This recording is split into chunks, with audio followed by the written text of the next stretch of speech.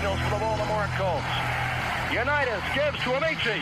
The Colts are the world champions. Amici scores. It's amazing, sensational, dramatic, heart-rending, exciting, thrilling finish in the history of college football. California won the big game. 5 seconds left in the game. You believe in miracles? Yes! Unbelievable. This is Phil Steele. This is Mike Burnham. This is Wes Durham. This is Mike Ashley. Hi, this is Chuck Foreman, number 44 of the Minnesota Vikings. Woo, mercy, this is handsome Jimmy Vane, the Boogie Woogie Man. This is Coach Fry with Virginia Tech Football, and you are listening to Big Dog Sports Talk. Are you ready to rock? Are you ready to roll? Okay, let's do it. You're in the doghouse with Rick Watson on Big Dog Sports Talk, presented by Pulaski County Sports and Entertainment. Join us in the Family Fencing Studios and chime in on the McClellan Chiropractic chat line. He's keeping cool with help from Little River Heating and Air, but this show is straight fire. And now, the big dog, Rick Watson.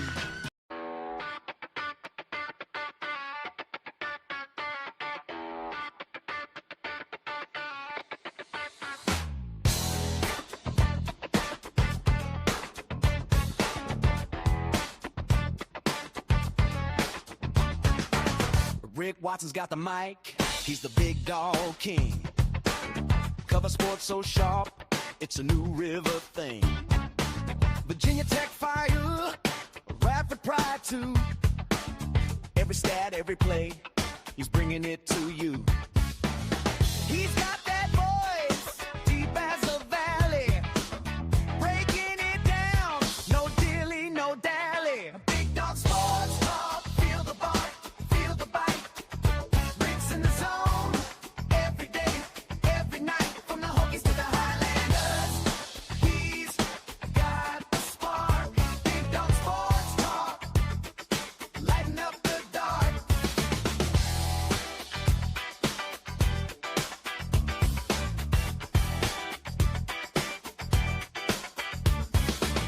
He's got the scoop, faster than a sprint.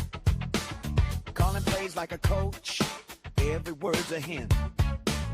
From the courts to the fields, the stories unfold.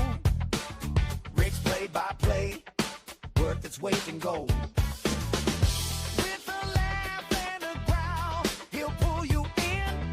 Big Dog's podcast, let the games begin. Big Dog Sports Talk, feel the bark, feel the bite. Rick's in the zone, every day, every night, from the Hokies to the Highlanders. He's got the spark, Big Dog Sports Talk, lighten up the dark.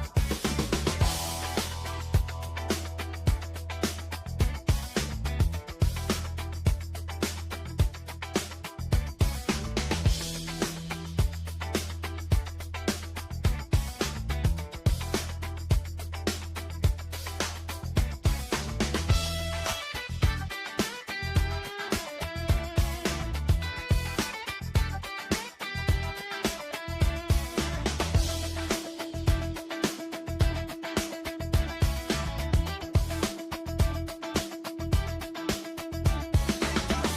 talk, feel the bark, feel the bite. Rick's in the zone, every day, every night, from the Hokies to the Highlanders. He's got the spark, Big Dog Sports Talk, lighten up the dark. Big Dog Sports Talk, feel the bark, feel the bite.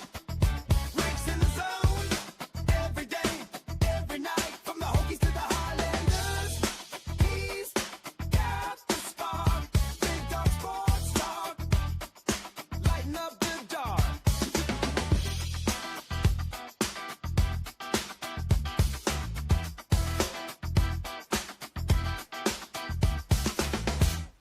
All right. Good morning. How is everybody? Good to see you. Want to let the song play through. That's how you start out a new week, right? You let the song play all the way through so I don't get complaints later.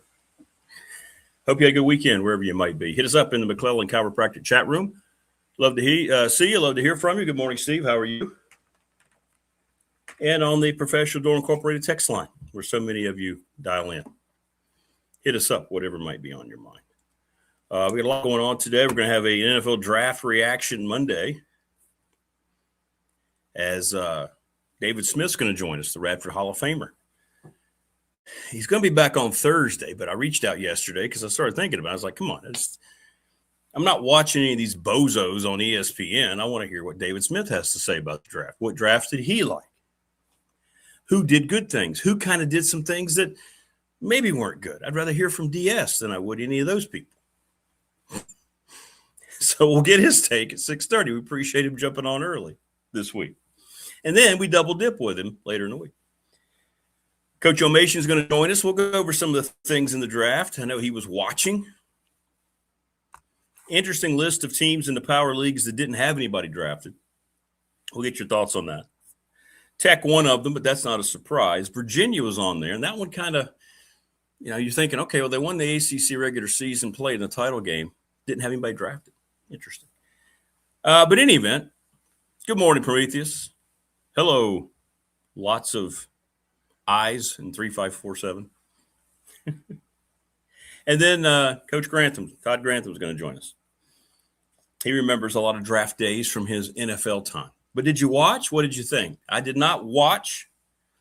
I just didn't watch. I kept up with the picks. A lot of people on X. And again, it's something that you can't stop. It became something that used to bother me, but now I don't care as much because I don't watch the shows. But the picks on X are tipped about 5 minutes before you see them finally gotten to on the network TV. And this was true before, not just now. It's a system the NFL hasn't worked out, but you'll see people that will tip the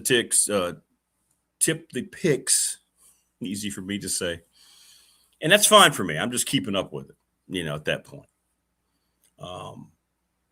Fernando Mendoza goes to the Raiders, no surprise at all. We talked about that going into Friday. The Jets seem to have a pretty good draft. People seem to like what they did. We'll let David tell us what he thinks. Chris Bell from Louisville went to Miami. David should like that. Yeah, I think so. Got to ask him about his Dolphins. Jeff Hafley, the new coach there.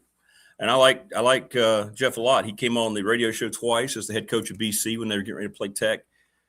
Great interview, great dude.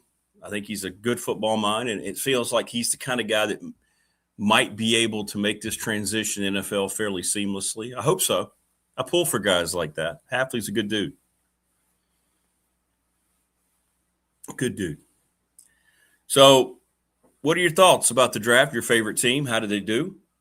Prometheus, I think you're going to have better days sooner than later, being a Raiders fan.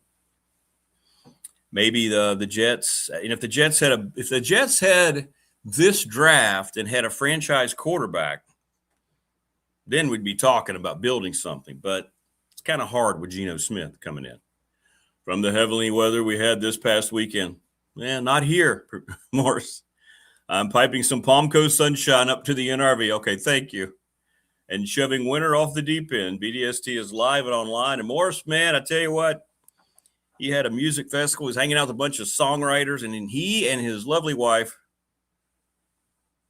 touting and wearing around their Big Dog Sports Talk T-shirts. That did me very proud. But, warm weather's coming. You need yourself a Big Dog T-shirt. Just $20. Just $20. But thanks for all the images, Morris. That was really cool, man. Lots of good stuff. I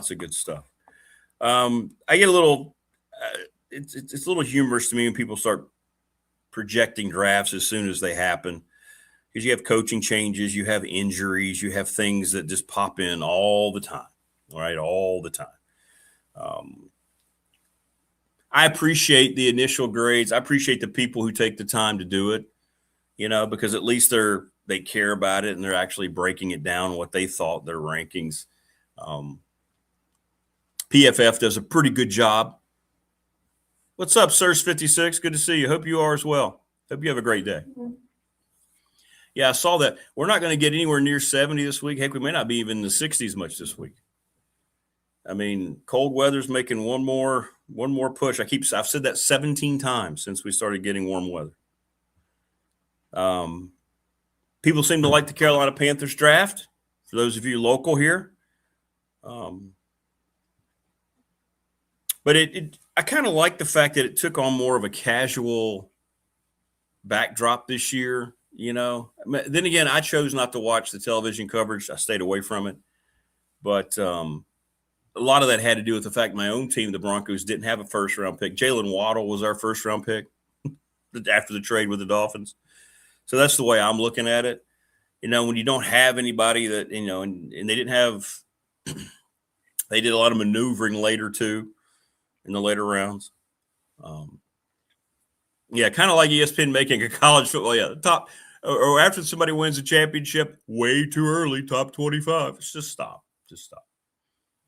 Songwriters Festivals are top shelf. Go to one. Learn how the songs are in. Yeah. I think, Morris, tell me if I'm wrong. I feel like writing a song has to be one of the 3 most difficult things that a human can try to do.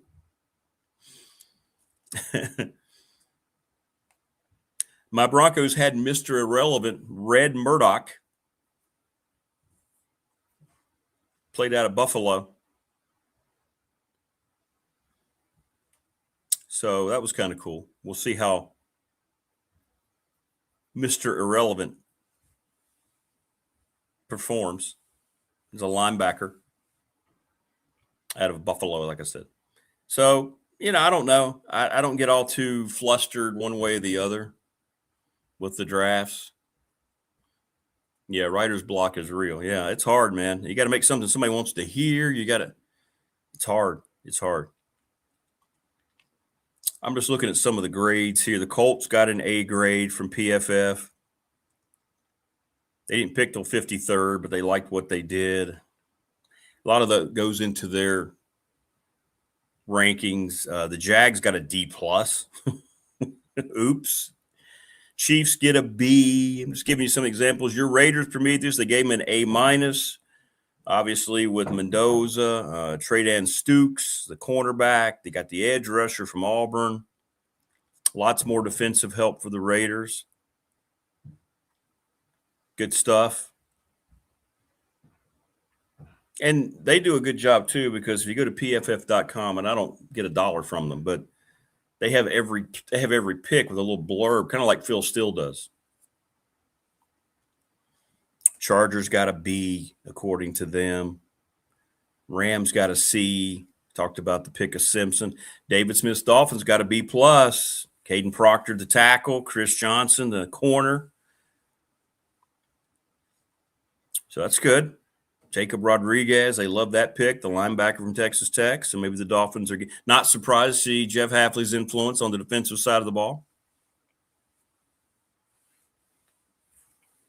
Yeah, that's true. Sometimes you feel that's true.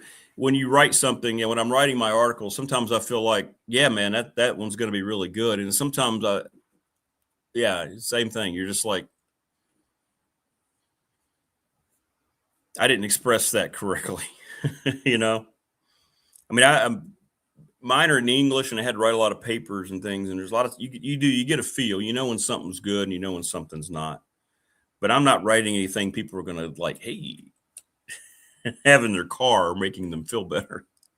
I think that's an amazing talent if you can do that. Saints got a B. The Giants got an A. Of course, Ariel Reese fell to them. They like let's see here. Tackle J.C. Davis later. They like that pick. They got a couple of tackles. Jets got the A-, David Bailey. Kenyon Sadiq, the tight end from Oregon. He was the number 1 rated tight end. The Mendoza's partner, Omar Cooper, the wide receiver who made the great catch against Penn State. So, yeah, the Jets were drafted well. Can they turn that into success? The Eagles, we got a lot of Eagles folks in here, B+. Of course, Mekhi Lemon kind of, we'll see how that works. Eli Stowers, the tight end from Vanderbilt, they love that pick. Yeah, he's a good player. I remember watching him in Blacksburg. Tech fan has seen way too much of Eli Stowers. So there you have it, and we'll let David tell us what he likes and what he doesn't like. Nobody liked the 49ers draft, which is interesting. A lot of reaches. Nobody. I've seen – I always check out different of these grades, and the 49ers didn't get one grad. least the ones I saw, over a D. They had a couple of Fs. Washington, hey, you Commanders fans, you got an A- according to PFF. Sonny Styles, Antonio Williams, receiver from Clemson, Katron Allen. So there you go. That's just some of them, and we'll go over here with David coming up. Yes, we will. Yes, we will.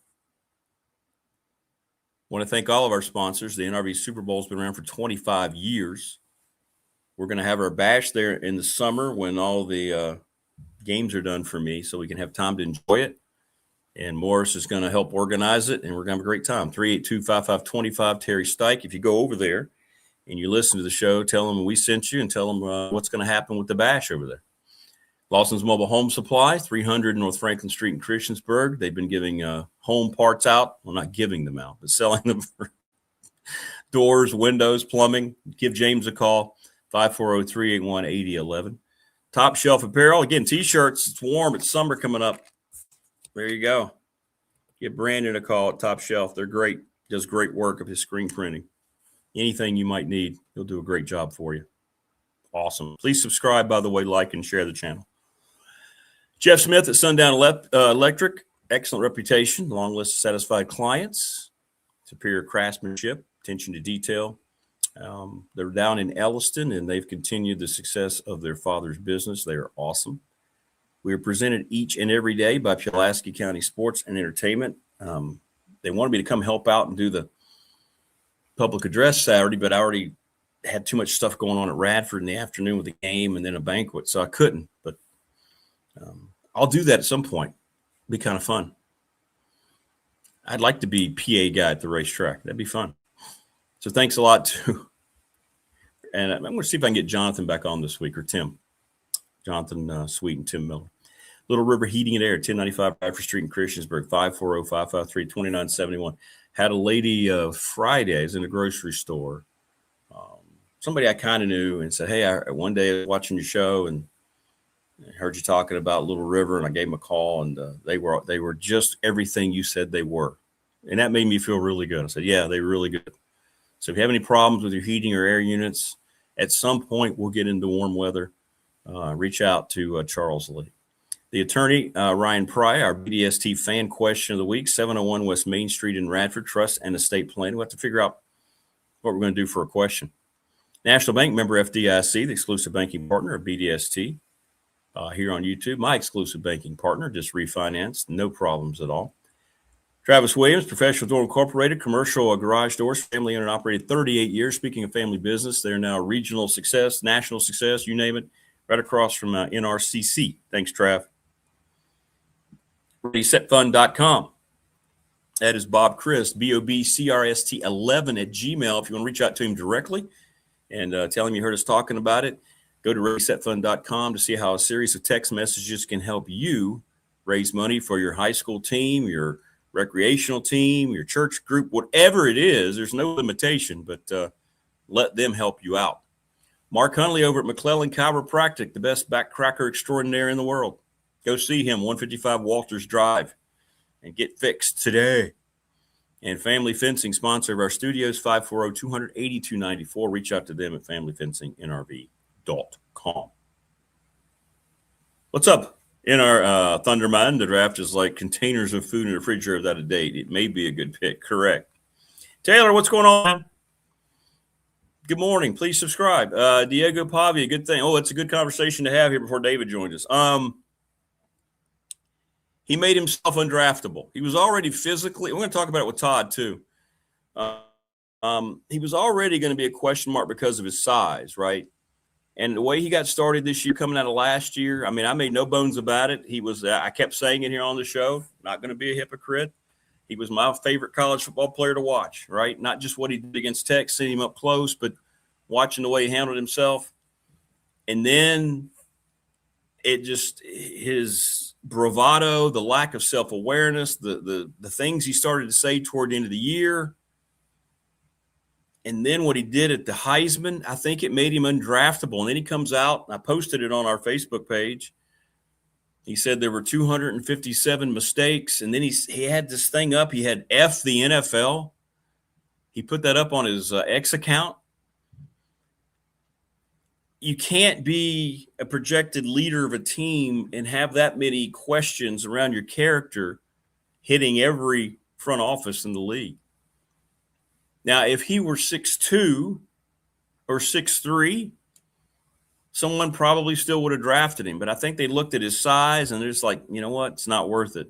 We have developmental quarterbacks on our roster that we really like. We don't really need to worry about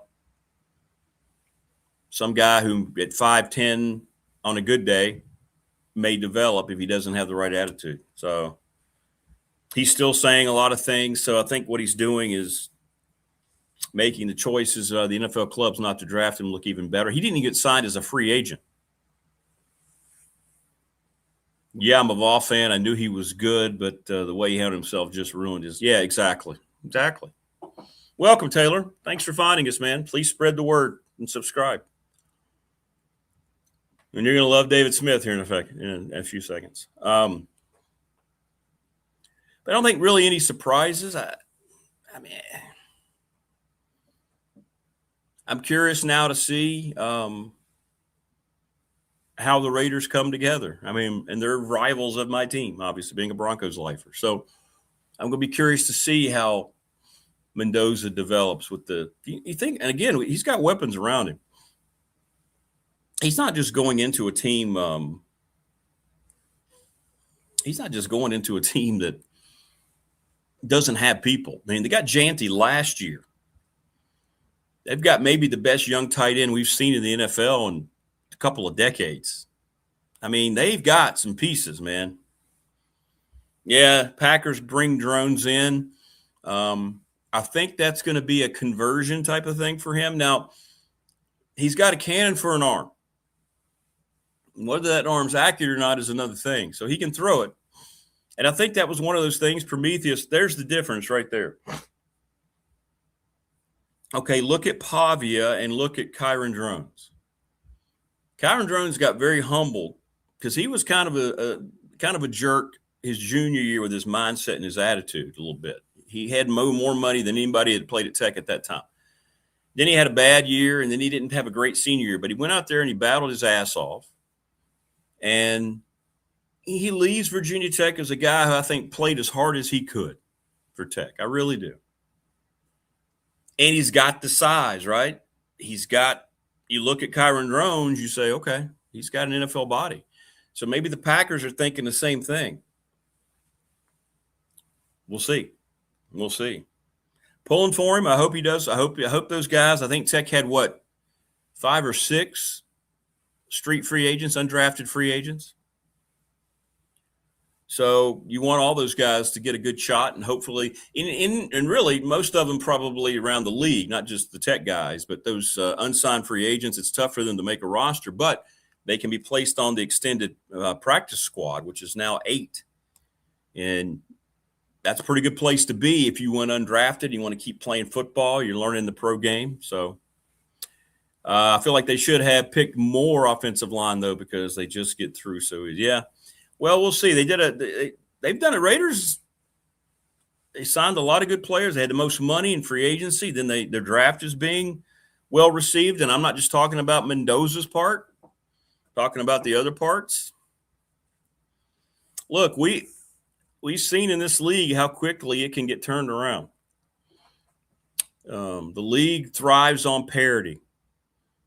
There's always going to be certain teams that make it go for a little longer, but then teams will show up out of nowhere. Nobody thought the Patriots were going to be the Super Bowl representative, right? Yeah, there they were. And I'm not at all saying the Raiders are going to do that. I'm just saying they're going to be a lot better. A lot better. And I think they've got, they're going to have some, they'll have a little bit of growing pains with a new coach. Clint Kubiak has been a very good coordinator, but he's not been a coach. And we'll see. I think he'll do fine, though. Yeah, actually, your Vol there, Taylor. Yeah, Jermon McCoy. People were liking him, too. Pick number 101 in the 4th round. So, yeah, we'll see. We'll see. Now I'm wondering if we're going to see, and I'll ask David about this, the second phase of free agency now, the third, whatever phase you want to place on it. Are we going to start seeing some of those guys that are sitting out there come off the board? So I don't know. I don't think it's going to take them 3 years, Prometheus. I could see it going into 2027. Depending on our division, right? We're going to have a murderer's row of a division too. If everybody keeps developing, let's say the Chiefs bounce back, and you think they will, as long as Mahomes and Reed are there. Chargers are going to be good. Harbaugh's good. They've got a franchise quarterback. Broncos hopefully have their guy long term. And Raiders on the come now, as they say. Yeah, I don't know if it'll take them 3 years. We'll see. Of course, the conference isn't the strongest as it's been. The Bills seem to be fading a little bit. Josh Allen is a great player, but stigma time. Just fired their coach, which I still don't understand. Patriots, can they maintain it? All the controversy with Vrabel, I don't know. Were they just a one-shot deal? Can the Dolphins and Jets make strides? I think the North, the Ravens are going under transition, new coach. Steelers, Bengals are a mess. The Browns seem to have drafted well, but they're a mess. And then in the South, I mean, Houston draft wasn't great. I don't know. So the league, the AFC's there for the taking, I think, for somebody to pop up out of the blue too. So, yeah. And there he is, David Smith joining us, and I really appreciate him jumping on. Look at this. We get David Smith twice. What's going on, man? What's happening? I was, as you were, first of all, thank you. I couldn't agree more. This is the time while it's warm to kind of talk about it while it's on people's minds a little bit. So, I didn't want to wait till Thursday. I was like, I got to talk to David now.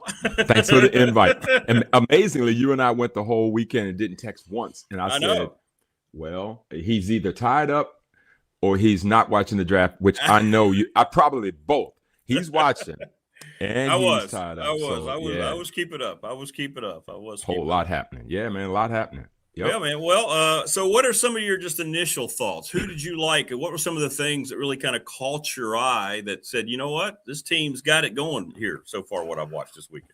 Well, I tend to get a little analytical when I start looking at all this information and just kind of take a look back. First of all, 257 picks. Yeah. 257 people with a dream. And I know some people think it's sappy. I don't. When you think about life-changing opportunities and whatever it is you're in, if you spend a whole life doing it, whether you say, I want to be a firefighter, and you finally arrive at your graduation for that, it's a lifelong dream. It's a lot of stuff that happens that goes into it. And to hear your name called, it's amazing. The running back for Navy, they got picked in the 7th round. That was cool. From Pittsburgh, and can play, by the way. He can, and is a good football player. Could possibly make that team, and football galvanizes us unlike anything else, Rick. NFL's had a lot of stuff go on the last 8-10 years, from concussions to all the controversy, Kaepernick, all that. But we don't like football. We adore, love, and in this country, we can't hardly live without football. It is soccer abroad. So it magnifies it. That crowd in Pittsburgh, I'm just telling you right now, whatever the number is, Rick, if they inflate it, all I know is this. That aerial shot of people in Pittsburgh for a draft. That's all you need to know. I'm not questioning it at all. That just shows you the love for the sport. And Pittsburgh's a perfect place for it too. But so, Rick, 257 picks, 16 spots in the first round changed through either swaps or trades. It was so much activity. You and I talked about that. Yep. What did we say? We said it's mighty quiet. Not a lot of things going on since free agency. It's kind of like, what are we going to talk about this week? That's Rick. Maybe everybody's just holding tight. Who knew? These are guesses. You and I are sitting here on the microphone. We aren't there, but there's a lot of things we've watched over the years that said it's eerily quiet. It's a lot of the things we think is going to happen may not happen. Of course, the draft really didn't start until the 3rd pick. But getting to that, Rick, 8 offensive linemen drafted in the 1st round. Yep. That doesn't make for a sexy draft when a 4th of the picks are linemen. Correct. And you and I talked about that. There were 10 skill players taken in the 1st round. And in the first 2 rounds, only 2 quarterbacks, Mendoza and Simpson, both were taken before the 15th pick. And, of course, we're getting to the Simpson thing here. Ty Simpson, Alabama to the Rams in a moment. 5 wide receivers taken in the first round, 10 total quarterbacks overall. And Mr. Irrelevant to your Broncos, Rick, a guy named Red Murdoch, linebacker from Buffalo. He's from Hopewell, right here in Richmond. Yeah, Virginia guy. Hopewell kid who also I probably was on the team with Travion Henderson, who's played Ohio State. Now he's a running back for the Patriots. That high school team was pretty good. They did win the state, I believe, with Henderson. I think they beat Lower Botetourt. So that's a couple of takeaways from it, Rick. But to me, there's 5 big surprises I found in the draft. Okay, all right. 5, I like this. Here we go. Dave's 5 surprises. 5 that showed up, and a lot of them won't be a surprise to you all now since we know what's happened. But the draft at first, we had Mendoza 1, and then the question was at 2, was it going to be Bailey or Reese, right, to the Jets? They went with Bailey, Texas Tech kid. They went with him, okay? Yeah. And so at that particular point, you and I talked about it on the show that morning before the draft. Cardinals had kind of floated a couple things about maybe they're going to step in, take Jeremiah Love. And you and I were like, well, they need pieces around him. If you're going to have an effective running back, don't just take a running back without addressing some of your other needs, right? They got pieces, but as we talked about, 8 offensive linemen were drafted. People need that front to be taken care of. It doesn't matter how great the running back is. You asked Saquon Barkley about his season with the Eagles where he got 2,000 yards. The line was in check. They were fantastic. And then you asked him about last year when the offensive line wasn't great and he did not have 2,000 yards. But nonetheless, the Cardinals made the first biggest surprise. At 3, they took Jeremiah Love and not Arvell Reese. Okay, so that started things off. At that particular point, you can just see everybody scrambling, right, Rick? At that point, the first domino is falling. Now at number 4, what's the Titans going to do? Are they going to now go and get Arvell Reese to play for Robert Saleh, helps on defense? Nope. Shocker. They take Carnell Tate, wide receiver, Ohio State, who wasn't even the best wide receiver on his own team. But it does not matter. I've heard analysts say before, it only takes one person to love you. And they needed exactly him. Right. It doesn't matter if they all feel that way. They don't care. They don't care this morning what you and I think. They're just like, that's who we needed, because you and I talked about getting Jeremiah Love with Cam Ward to give him some help. And maybe they saw it as, we agree with you guys that he needs help, but we think it can come in the form of Carnell Tate, wide receiver, Ohio State. So they didn't get the defender. So we all, pundits, were wrong. But guess what? Now at number 5, the Giants are like, I know. They don't need him. They don't need him. Another defender. Listen, best player on the board. So there's that too, Rick. So you get the sense that there's this need, and then there's this, but boy, best player. Boy, I right? know. There's fell right to him. Listen, they've got a slew of what appears to be same kind of players, Thibodeau, and then they've got the edge rusher. It escapes me now. But they're on that side of the football, though, they're going to be a problem. And I think I told you in one of the shows that the Giants are going to pose a lot of problems in this NFC East. And so you're going to have to keep up. But Shazam, they take him at 5, and they had really no choice in that. And now the draft is starting to cook, because you got that. Okay, now that things on the board. The Chiefs are like, we want to play. Hey, Cleveland, how you feeling for the 3rd biggest surprise? They move up to 6th, and they take Mansour Delane, formerly of Virginia Tech, and they address their cornerback needs. So about a month ago, there was a lot of people bullish on the Chiefs, maybe trying to get Jeremiah Love. No. Maybe they're going to get Tate as a receiver. No. They went defense. They got Mansour Delane, moved up from 9 to 6 to get him. Of course, they lost McDuffie. They traded McDuffie to the Rams, and so they were having need at cornerback because McDuffie's contract deal was up. So they knew they weren't going to pay him. So what you're going to do, they've done a great job. Spagnuolo's done a great job developing cornerbacks there. So now they restart the salary on that situation, Rick. They come get a rookie who they think is the consensus number 1 cornerback in the draft. So the Chiefs trade up to get him at that particular place. They clearly thought he wasn't going to be there at 9. So they move up to 6, spend a little bit more to get him, but they got the guy they wanted. That to me was the 3rd biggest surprise in the draft. And then at the 4th biggest one, probably the biggest surprise of all, you've got the Rams who are sitting there building for now, Rick. Everything we bragged about him. We bragged about him, and we said, okay, McVay they have the model. He comes back from his, okay, I'm back all in now. You know, he starts to bring in guys, Matthew Stafford, 38, playing MVP, Devontae Adams, and we've drafted people late, great. We've gotten Puka Nacua late, Cooper Kupp, we've gotten late. We can develop player. And then they go and make the shocker of shockers in a lot of people's eyes. They go and get Ty Simpson at 13 versus getting someone who can really help them now. I don't know why they're mixing these metaphors and trying to pick for both, either the future and now for now. And Matthews, he's not going to help that football team right now. No, not for a long time. He's not. For a long time. So don't you think, I'll stop and pause and ask you this, don't you think they're just mixing up what their directive is? It's like they had a path, and now all of a sudden they say, well, we're going to take not just a first-round pick, Rick, a top 15 first-round pick. I know. With all these other players on the board that could help them. So at 13, them getting Ty Simpson was a shocker because unless Matthews, because I think they still had Garoppolo on the roster. I don't think he's retired yet unless they know something we don't. Am I right about that? Yeah, he's still on the roster. Yeah, still on the roster. So to me, what are you going to do? You're not going to carry 3 quarterbacks at a game. So it's going to be games he's not even going to be active. And so, again, this isn't to me.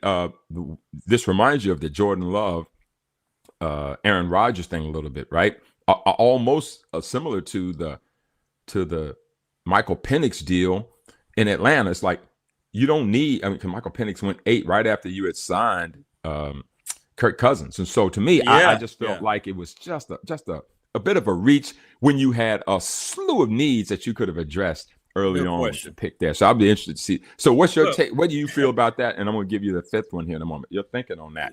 It sounds like you're the same with me. Well, I am. And I think it's clear. I think people were on it early. I don't think there was agreement between the GM and Sean McVay. He tried to sugarcoat it later, but he was not happy with that. Puka Nakua's in rehab. Look, I'm hoping he gets his life straightened out. I'm betting he will, knowing how much he's overcome to be a star receiver. Hopefully so they've got a little uncertainty there. They needed, like you said, he's 38. He's been terrific. He's going to be a Hall of Famer one day. And you know how close you were last year. This pick made no sense on any levels. Prometheus said they could have traded. If they loved him that much, they could have traded and got him a lot later in the first round or early second round. Absolutely right. And I don't think Sean McVay, he might tell his wife the truth. She might be the only one. But there's no way he's putting his head down the pillow at night thinking they nailed that with that pick. No, he's spinning it now. Well, he's spinning it now. I saw one of his rebuttal interviews later on. He said, well, I guess I didn't really have a good look on. I just wanted to make sure I respected Matthew. If I had been too exuberant, it would have been that way. Well, you said you'd already talked to him. So correct. Correct. So it was sloppy. And for the Rams, it's the biggest miss. And they don't miss much. They nail these things. And so they don't miss much. And so we're going to bookmark this one because that's what we do as football folks. We keep a mind and a notebook on all this stuff. And we'll be like, remember when they could have had, and you think about all the people behind that they didn't get. Interestingly enough, the fifth surprise, and these are more first round surprises than anything, but really it should be a attaboy. The Dallas Cowboys, they did good. The Dallas Cowboys, again, Rick, they were sitting there and at 11, as it turned out, and they got Caleb Downs. They got Caleb Downs, a safety from Ohio State. The draft became an Ohio State fan fest celebration. Seven of them, right? I don't know how many it was. 4 in the first 11. 4 in the first 11. 4 in the first 11, I believe it is. And Caleb Downs. And by the way, how that team not win it all? And you got 4 in the first 11. Indiana's a pretty good football team, ladies and gentlemen. That's what you're saying. When not only did Indiana win it all, they won a conference with Ohio State in it with all these dudes. And then they go ahead and win the whole thing. Ohio State is loaded. They had most had Caleb Downs in the top 10. Dallas had needs at defensive back. Dallas had needs all over the defense. Dallas has all over. And they didn't get cute. I remember years ago when Jerry Jones was entertaining Johnny Manziel because he's, Jerry Jones, P.T. Barnum. He's like, I think he could be, his folks had to kind of go, hey, sir. We're leaking oil over here on we got needs. We don't need this. Help. Yeah. What in the world's going on over here? Leaking, no pun intended, leaking oil, right? And so they went with Caleb Downs. They did a really good job. And interestingly enough, their defense was needing it. And they went defense with their first 3 picks, 2 edge rushers. They got the Lawrence kid out of Central Florida, and Barnum out of Michigan. So shout out to Dallas. I put them as my 5th best surprise because it's always a surprise when Dallas does what they need to do. So shout out Dallas. I know, you go, wow, look at that. Yeah. Huh. Like I'm waiting on them to make a mistake. You watch it when they come up on the board, you're kind of saying, what's Jerry going? How is he going to spin this one? Here's another guy that he's going to draft, and by the time he gets ready to pay him, he won't pay him. And so that would be the most Dallas thing ever. But that's his. But think about his model. He's drafted well. Micah Parsons, get him in there. CeeDee Lamb, Dak. He brings guys in, and he wrestles with them on the second deal all the time. So he'll bleed them dry on their rookie deal. The second deal will come up, and he'll be very strategic and not pay them. And so those are the 5 surprises that I had, Rick, as we think about the draft, brother. Well, let's get into your personal preferences here. How about your Dolphins? Now, Prometheus was asking about one guy in particular. I wanted to get your take on what you thought the Dolphins did. I thought Jeff Hafley, when I saw him, he looked like he was really excited. I think he's going to be fine as your head football coach. What did you think? What did you like or what you didn't like about your draft? Well, for the Dolphins, 13 picks is a lot. That's a lot of needs right there, buddy. 13 picks, but only one at 7, only one at 6. So we had some picks that were still up the board a little bit. Of the 13 picks, 11 of them was 1 through 5. So you started feeling like you get if you think you can find higher value in the earlier picks, then this model worked. Miami had 2 1s. They got Chris Johnson, a cornerback, San Diego State. Caden Proctor was the first pick at 12. The tackle from Alabama. I watched him quite a bit. I like Bama, so I watched him. He's a house of a man. I'm not sure if you follow him. He's the guy, the number 74, that they ran gadget plays for at 6'6", 370 played at, which is way too heavy. But he's mobile enough. They ran like bubble screens for him. It's hilarious to see his athleticism. Now, for him, he also got his behind whipped a lot. I mean, Indiana beat you 38-3. That's probably because your left tackle's not allowing Ty Simpson to stand up right. He got beat up a lot there. But he's so athletic. And again, if you're addressing needs and he's the guy that's your best opportunity there, so be it. You take him. I don't hate that for us, Rick.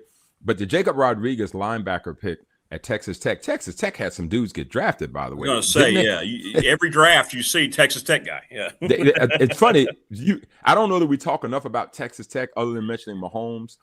But Texas Tech's got a doggone good football team. If I'm not mistaken, weren't they in the playoffs? I believe they were in the playoffs. Yeah, they're the ones that put out the graphic. We spent $40 million for our roster. Come play. Come be a Red Raider. Listen, they aren't afraid, Rick. You know what? Here's the funny part. If you're in Texas and you're dealing with them and TCU and SMU. University of Texas, you thinking SMU, you're saying to yourself, we're just going to talk. We're not going to sugarcoat it. It's about the cash. It's all about the cash. We got it. And listen, to come to Lubbock, you better have some cash. There's a lot of places you could be in Texas. If you're going to be in Lubbock, have money. You better have some money. You better have. The thing I remember about Texas Tech is when Bob Knight left Indiana, he found himself in Lubbock. All of a sudden, Lubbock's a place to be. And so I found that to be good. Caleb Douglas, a receiver out of Texas Tech, we got him in the 3rd round.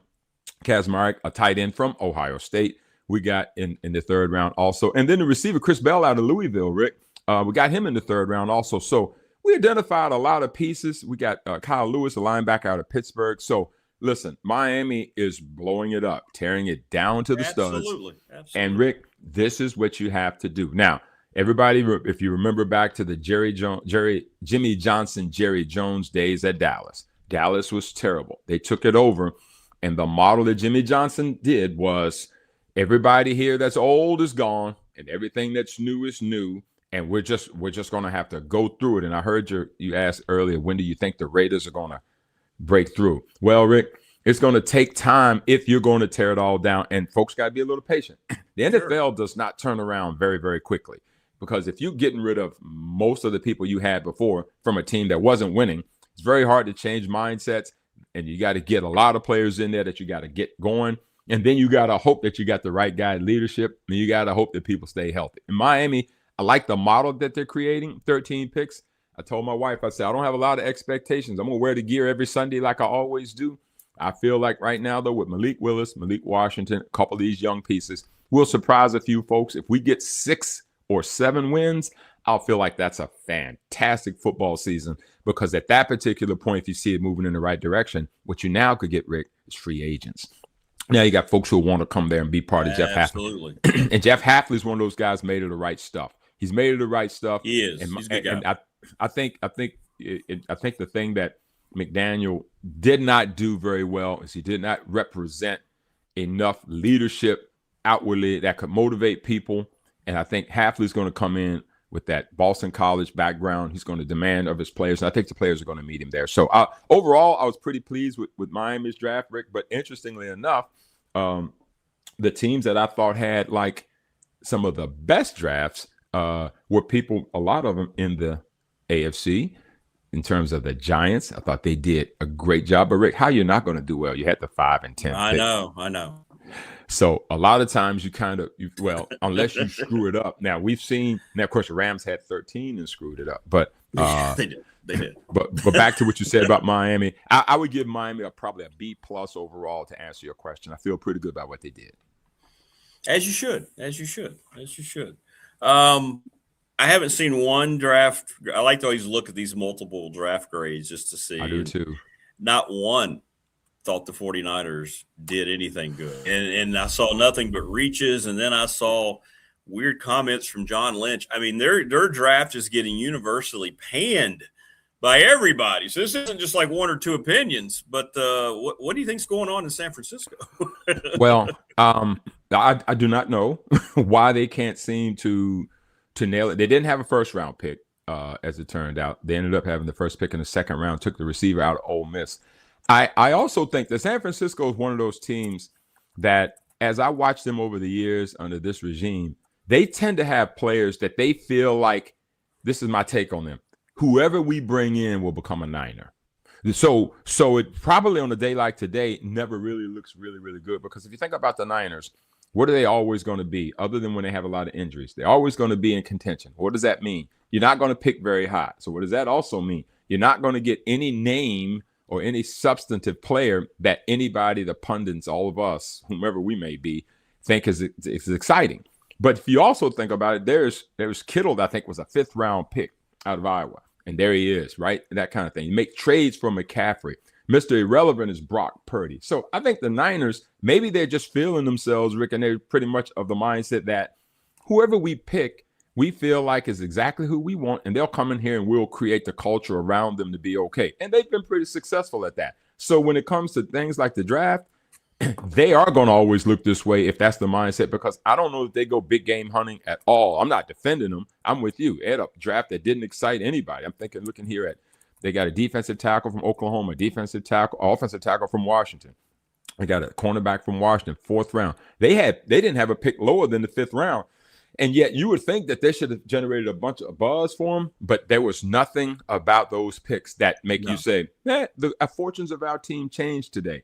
Not at all. So if you're the Niners, you're probably a team that's, and I see this thing a lot of ways. If you're a team that's in contention a lot, which they were, they're probably like complementary pieces. We don't need to blow it up with a bunch of stuff. Thus, the draft grade's not going to be great. So I think, Rick, 2 things are true. I think that they did not have a sexy draft. And I think that their model, I think everyone has models and what is our process and what is our strategy. I think their strategy is who can add to what we are, and we can develop them once we get them in here. And it looks like that's the kind of draft that they had. Yeah, I agree. Everybody seemed to look at the Broncos picks and go, okay, that makes sense. Yeah, okay. They love the Coleman kid out of Washington. I don't know much about the defensive lineman. I saw his tape.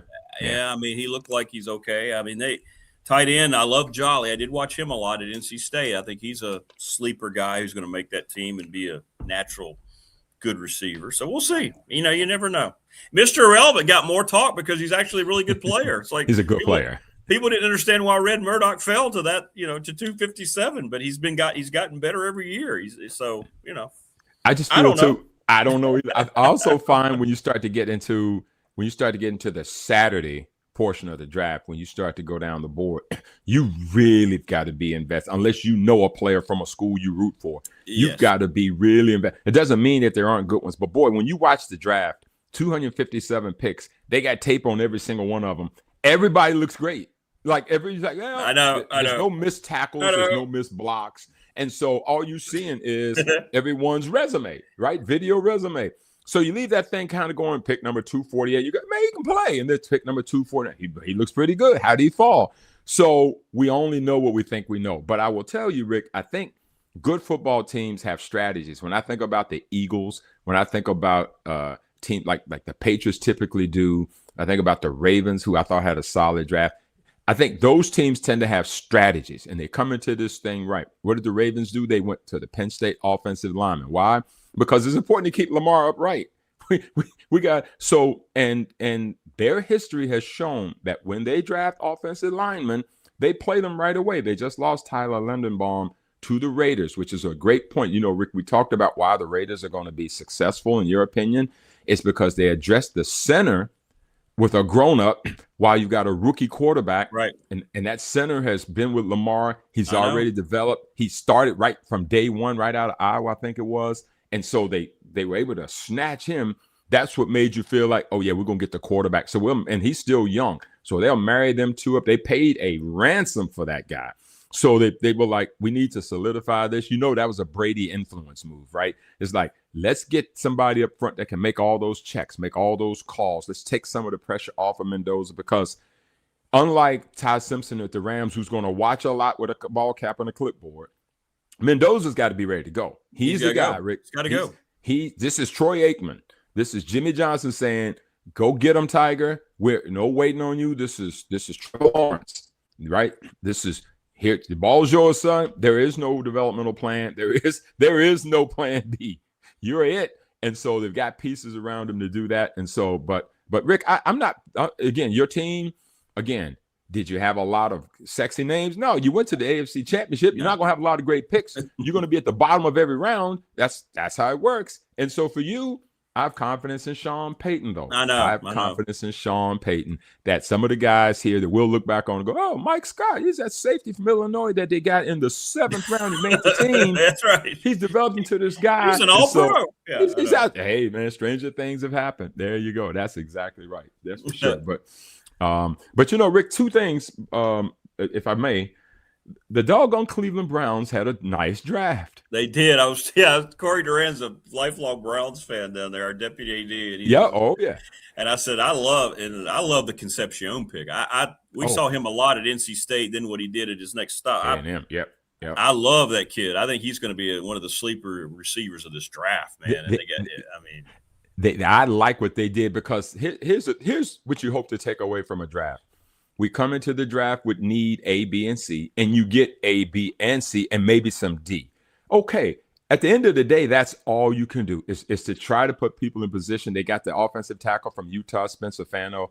They've got him in the first round. Concepcion also in the first round. They got Denzel Boston, the Washington receiver, who a lot of people like. Yes, a lot of people like.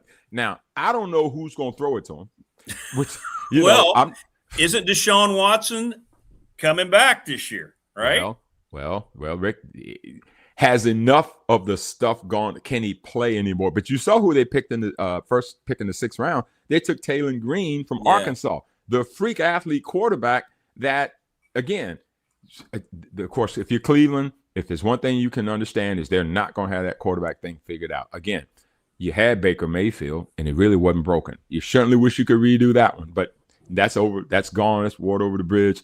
But I like their draft. They picked up the safety, McNeil Warren out of Toledo. A lot of people like him. Emmanuel McNeil Warren from Toledo. A lot of people liked him. They did a fantastic job. Had a good draft. Really good draft. A really good job. Now, again, getting it to fruition is another thing. And you still got Myles Garrett. You still got Myles Garrett over there. He's got that side covered, ladies and gentlemen. We don't even need to practice over here. We're not going to run the ball inside today. You don't need to see Myles Garrett until the first week before the first regular season. That's all you need to do. That's right.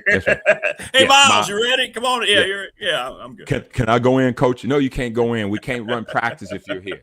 Yeah, if you think about it, I'm not sure if you've ever had those practices where you had a guy when you're playing that you couldn't do anything because he kept wrecking everything.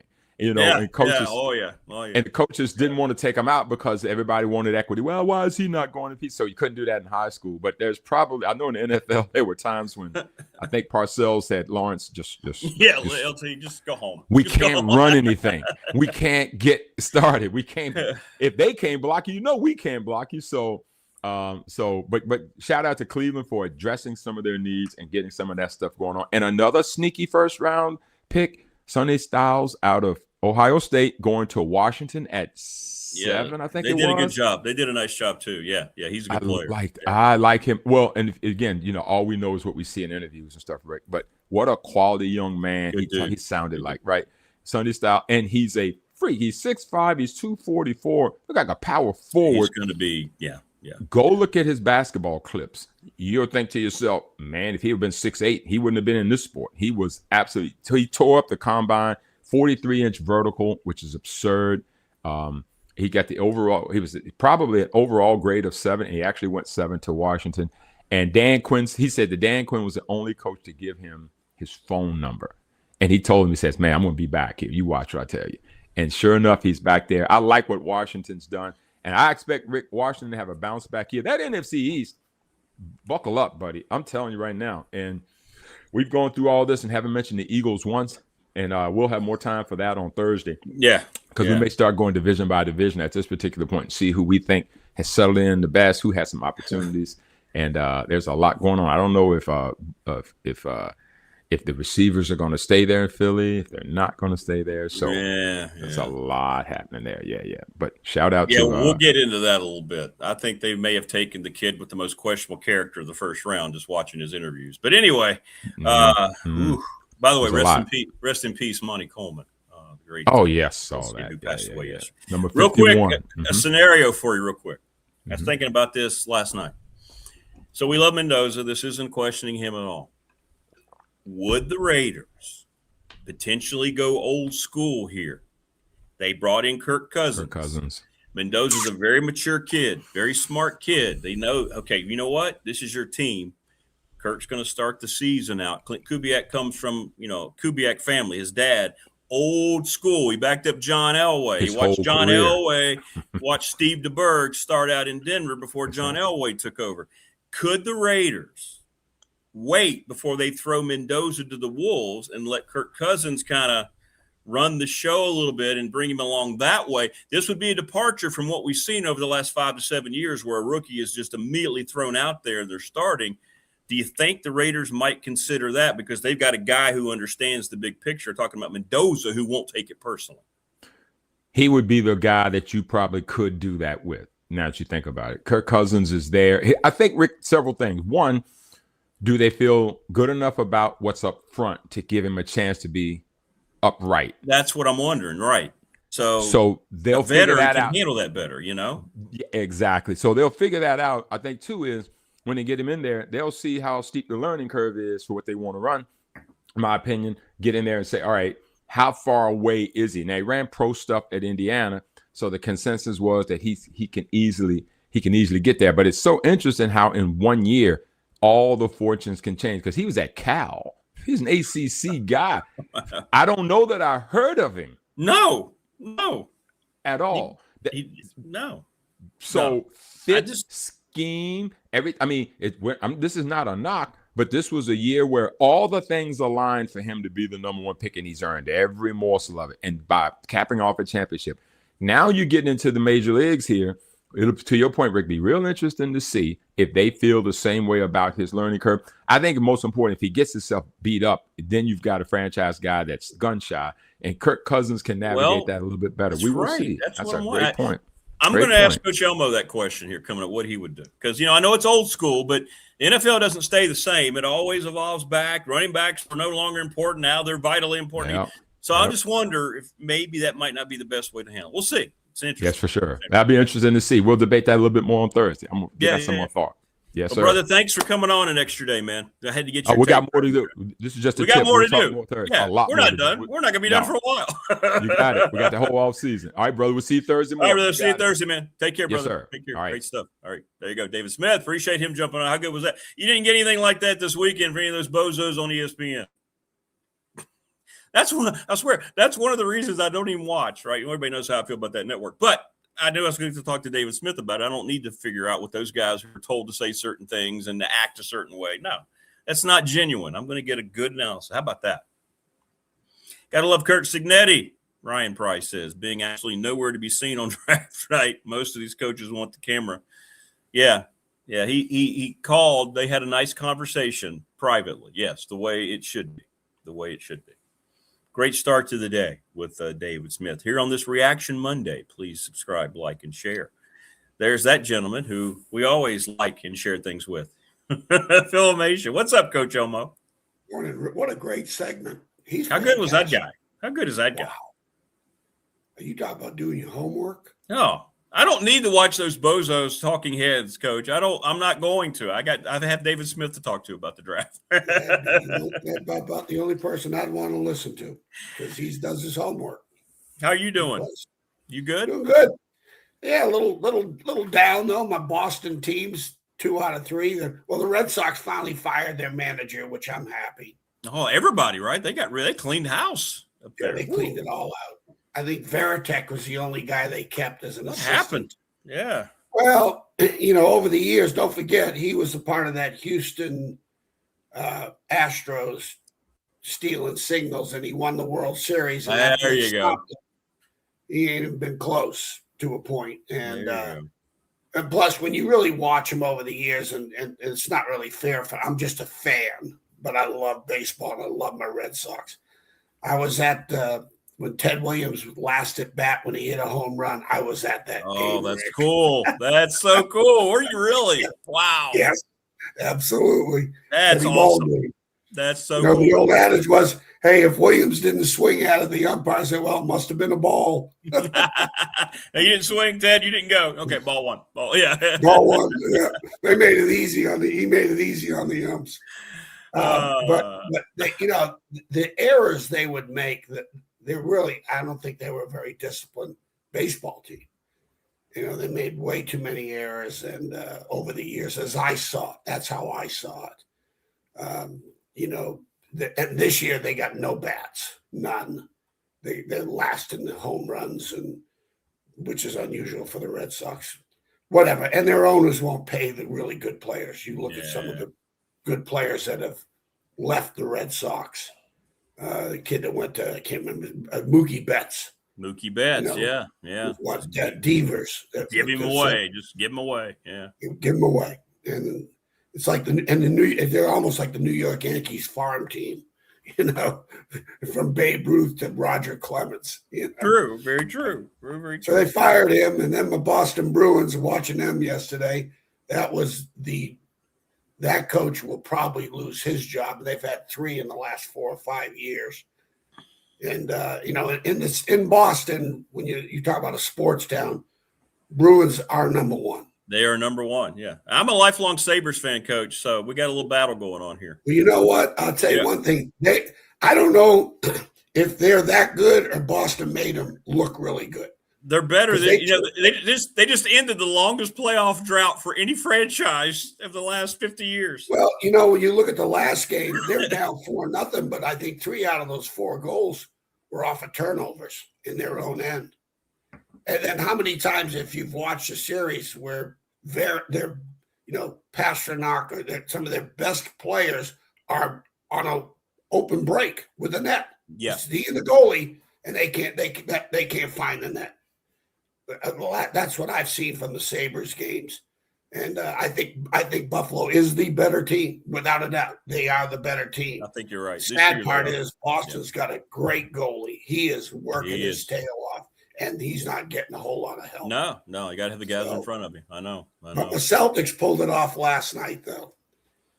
How about Pritchard? How about Pritchard banging those threes right before the halves?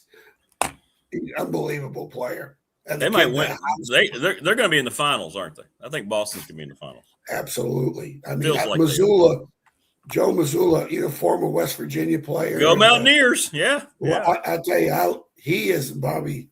He doesn't get enough credit, and I'm sure he has credit, but wow, what a great, to have them come along losing their star player for almost half the year and still be in contention. So 2 out of my 3 Boston teams were just 2 did okay. Yeah. Killed me. They were all on just about the same time one day, and I said, "Shit, if it was after 5 o'clock, I'd have started drinking."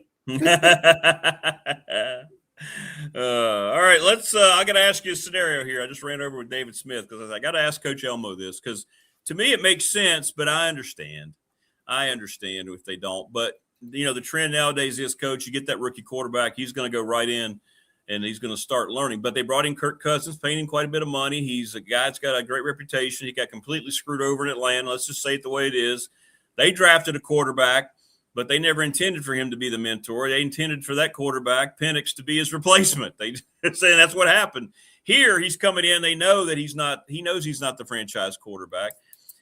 If you were the head coach or GM of the Raiders, would you force feed Mendoza right off the bat, or knowing the kind of kid that he seems to be, very mature, very well thought out, sees the bigger picture on everything? Do you start Kirk Cousins? It gets him more involved in being the developmental mentor of this kid and letting him watch and work with him every day. He's going to become his best friend one way or the other, whether Mendoza starts from day one or if Cousins starts for a few games. How would you handle it? And Clint Kubiak comes from, a dad who did it that way, watched it happen that way with John Elway in Denver. Can they go back to the old school way, or do you think it's better to put that guy right in there nowadays and follow the trend? Well, what do you think? You think about it over the years, you look at all the quarterbacks that the Joe Montanas or the Bradys and Peyton Mannings and who was the quarterback for the Cowboys when Jimmy Johnson was the head coach? Troy Aikman. Aikman. Well, you got Aikman. His first year was a disaster. 1-15. Yeah. And he got the crap kicked out of him. Just got the crap kicked out of him. Okay.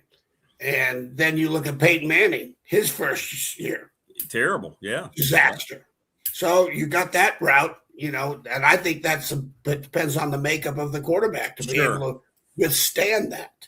What kind of guy are you? Brady always said this. Brady's made the statement. If he was a first-round draft choice, his career may not have been what it was if he was in the first round. When you take a first-rounder and you're putting all that money into it, you're not going to the owner, oh, by the way, we're spending that money, we'll get him ready in 2 years. Right. That ain't happening. Yeah, right. That ain't happening. I went through that with Bill Callahan with a kid named Zach Bowman, who was a junior college kid, and he was not ready. His confidence was very low.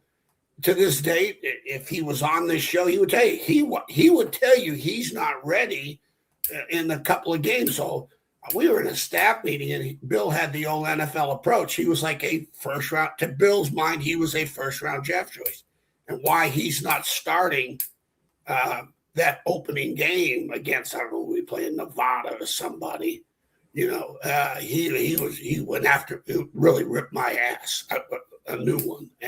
But I stood my ground. I just said, hey, coach, he's not ready yet. And he's not. So that's the tough part you go through, especially position, between the owner, head coach, the owner, or position coach and D coordinator. You're spending that much money, you get him on the field. Now, what kind of kid is Mendoza? Aikman from the neck up? Is he Peyton Manning from the neck up that he's going to go in there and get the crap kicked out of him, lose games, and not flinch? Right. And not flinch. Just withstand it all. And so you got that decision you're going to have to make. And I think that's on the makeup of the kid.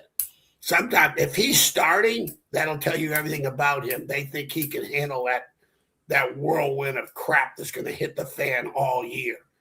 Okay, like a Aikman or a Peyton Manning. I mean, you look at Steve Young. He had to endure a little bit, back up. So there's I think it all depends on the quarterback, and then who do you have in front of him. Like, I think what they did by taking the quarterback, they got former Michigan State guy. My names are escaping me. Kirk Cousins. Yeah. Why not?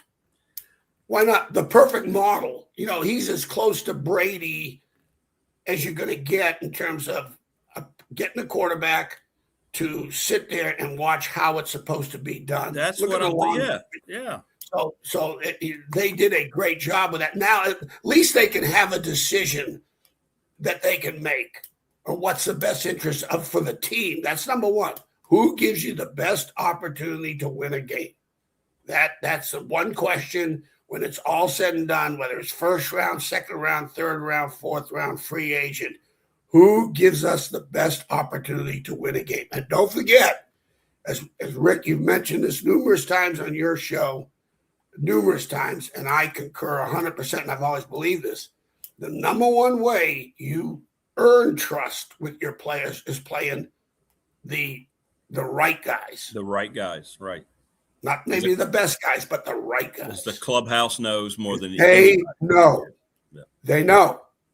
And if you're playing guys that not put themselves through, not just showing up on Saturday or Sunday, we're talking, the respect that you get to earn from Monday through Friday in college, or Tuesday to Saturday in the pros, of your preparation and how you prepare. Because even if you're losing games and you got a Fernando Mendoza who's preparing, first one in, first one out of the office, can't get enough of the film, really preparing. And as I'm sure, I bet you Troy Aikman fell under that. Peyton Manning fell under that umbrella with, they're preparing and they are prepared. They just don't have enough good players around them. And the teams are, so at least they'll put themselves in position with a choice, which is what you want to make sure you have. You got to have options. And when you get that kid, you got to create the options. Because when you look at some of these first rounders or some of these quarterbacks that have been rehabbed, the New York Giants kid, the Cleveland Browns, just look at these quarterbacks that have been rehabbed, and it's fun. And then here's another thing too that David mentioned, and this is a Bill Parcells thing. When you read Bill Parcells' book, it's a great read. One of his authorized biographies. To me, he and Jimmy Johnson were the best evaluators in my era of coaching football, because you look at the middle round guys they would take, and the number one thing he wanted, two things, that he wanted snaps out of his quarterback of that college, at least 2 to 3 years starting, and did he win a conference? Did he win? Was he a winner? And you look at Peyton Manning, what he's done with Bo Nix. Look at the numbers of snaps Bo Nix had in college. I mean, how could you not evaluate that? How could you not get? I mean, you've got so many snaps that you could take down. Give me every 3rd and 7 to 10 situation this young man's been in for 3-4 years. Because to me, that's where the NFL. That's what separates them. When it's 3rd and 3 to 6, a guy like Bill Walsh, he's a genius on 3rd and 3 to 6. He's got the whole open book. He can still run it. He can and especially today with the 4th down situations, 3rd and 6 is like 2nd and 7. To the offense because they got another down. Give me half the yards back. Just give me half the yards back. Get me to 4th and 2. Proper field position, and if my defense is playing well enough, we're going for it. We're going for it. Yep. That's and it doesn't take a rocket science to figure that out. Because in 2nd and 7 or more, your objective offensively is get me to median. Get me to median. Because here's the deal: when it's 3rd and 3 to 6, it's the hands and the feet or legs of the receiver, the tight end, the running back, to catch the ball for 2 and run for 3. Okay? Catch the ball for 3 and run for 2, or catch the ball for 1 yard and run for 2.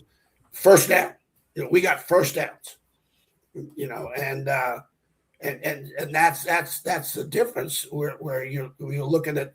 So when you get 3rd and 7 to 10 or 3rd and 7 to 11, now it's up to the quarterback. The quarterback's creating the first down, his decision making, and then the protection, obviously. But even though him throwing the ball on time, don't forget, timing plus accuracy equals completions. That is the rule of looking at a quarterback. What's his timing and what's his accuracy? When you listen, if you're a tight end playing for the New England Patriots or Brady, and he throws you the ball, if you drop it, you ain't getting it again. He gonna put it right where you can catch it. Absolutely. Okay. Yeah. So that's why you look at Gronk. You said, boy, all those tight ends were pretty damn good. Hell yeah, because they know he's gonna put it where you're gonna catch it. Yeah, right. If you don't, you're gonna be blocking the rest of the game. You'll be blocking with the receivers. Why'd you think all those receivers wanted? He's gonna put it where you can catch. You very rarely found the circus catches with the Patriots for the majority of them. 80% of the balls thrown were right where it's supposed to be on time. So you talk about timing and accuracy. Well, he defined it of what successful quarterbacks are. But I do think the Raiders said, I think that, whether that was Brady, whoever is and he's there, he's there helping run that. So I'm just wondering if that's the way they do it. We'll see. I would think so. And at least now they have created an option for themselves. And because, we know what Fernando Mendoza did because we see it on TV. They went 16-0, won a national championship. The kid wins the Heisman. Oh, he checks every box, character, every box. But still, when you get to the NFL, those windows, it's like, okay, here's see what I do on the camera. Here's the college window. All right. Here's the NFL window. Right. Yeah. And the high school windows at an arm length. Those windows are getting a whole lot smaller in the pro game. And you are on that clock, baby. You look at all these quarterbacks with the Manziels and the RG3s. What they got away with college, they could not get away with it. No. Could not. And that's what happened to them quickly. Exactly. So, it's a and again, it comes back down to, who are, you talk about a guy like Kubiak. Is he going to be like his daddy? Is he I know. I wonder. Is he going to be Andy Reid? Is he going to be Mike Holmgren? There's only a handful of those guys that know how to evaluate it and coach it. The combination 100%. Of the two. 100%. And that's the same thing with when you look at quarterback, O-line, and DB. Those three coaches are the highest paid coaches on my staff because they're gonna earn their money. The coaching is a given. You got to have a great teacher, but I need an evaluator, just an equal, not one or the other. You can't have there's no strength and weakness on evaluation and coaching. On those three positions, you better have both. You better be an A guy at both of them. In those three positions, because those three positions are going to then build your team from there. That's me. Well, I saw a graphic that made me think about you because there were 10 Power 4 schools who did not have a player drafted. All right. UCLA, West Virginia, North Carolina, Colorado, Oklahoma State, and then there are 5 schools that you know very well. Virginia, Virginia Tech, Purdue, Wisconsin, and Syracuse. And I started thinking, wow, that just shows you. I mean, for Tech, they were a 3-9 football team, so that's one thing. Virginia played. Everybody else you mentioned, except for one team. Think about it, Rick. I know. They all had what in common? Losing records, except for Virginia, which that's the one that surprises me. They won 11. Yeah. Right. So I've never been a guy. It's not fair to base your program on the NFL draft. It is. And listen, it's not. It is not. And you know these guys, Billy Myers, Eddie Neal, Carter Wiley, and Scott Wright. Those are my secondary guys on a team that won 10 games, and ain't none of them played in the NFL. Not a one of them. And we won 10 games. And I think Virginia, I look at Virginia like the old Hokie teams we used to have this year, bunch of blue-collar guys, no great names, especially on defense. And how good were they on defense, Virginia? When they had to be. They won games on defense at the time where you had to come up and make a play without having the star-studded lineup. So if Virginia wasn't in that, all those schools you called out, if UVA was not in that scenario, you could equate it to say, oh, okay, look at the NFL draft relevant to wins and losses. All right. I mean, look at Penn State. They had 8. Right. They had 8. Clemson. They had, what did Clemson have? I got 9. And they go 7 in the ACC. They go 7-6 with 9 drafts, and UVA has none. So it's, it's really not I always believed, don't ever equate your program based on NFL draft choices, because that's not fair. Wisconsin surprised me because I'm thinking of all the, how many times we've talked about all the great offensive line. You would think there'd been one 5th or 6th rounder offensive lineman, right? I went up and watched them, this past year when they had the reunion, the Rose Bowl reunion. And I went up there and they're playing Ohio State. And defensively, they weren't as talented as we were. But at the same time, they played hard. They played physical. They played as good as their talent would let them play. And offensively, they were a disaster. They're trying to run the air raid offense. And they that's right. They hired that Phil Longo from Carolina, put the air raid offense in at Wisconsin. No, what are we doing? Barry had the formula. You get the heart and soul from Wisconsin and the arms and legs from every place else but. You get wrong made, And most all those offensive linemen. We had a kid named Rick Tausier, a great story. This kid was a walk-on at Wisconsin, and this is a fact. He had a 5th year. He was a red shirt, got to play some, but not a whole lot. So he decided, screw it, I'm going to graduate and go on.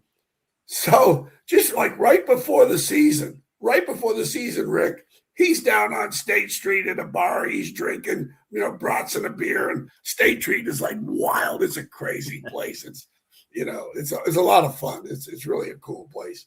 And the offensive line coach in our GA, Matt Sheldon, who was a Wisconsin kid himself, he played at Minnesota. All of a sudden we got some kids were injured and some things was happening with the O-line. And the kid was saying, I'm not playing this my 50th. Screw it. They had to go down to the bar, get him out of the bar because they needed him to come back in the preseason. I swear to God, Rick, I'm not embellishing. No, I believe you. They talked the kid into coming back for the 5th year. Hey, he was the starting center for the Green Bay Packers for 10 years after his senior year. How about that story? That's great. That's great. Oh, yeah. I mean, you can't make it up. It's a fact. They had to go down to the bar to talk him into coming back and playing.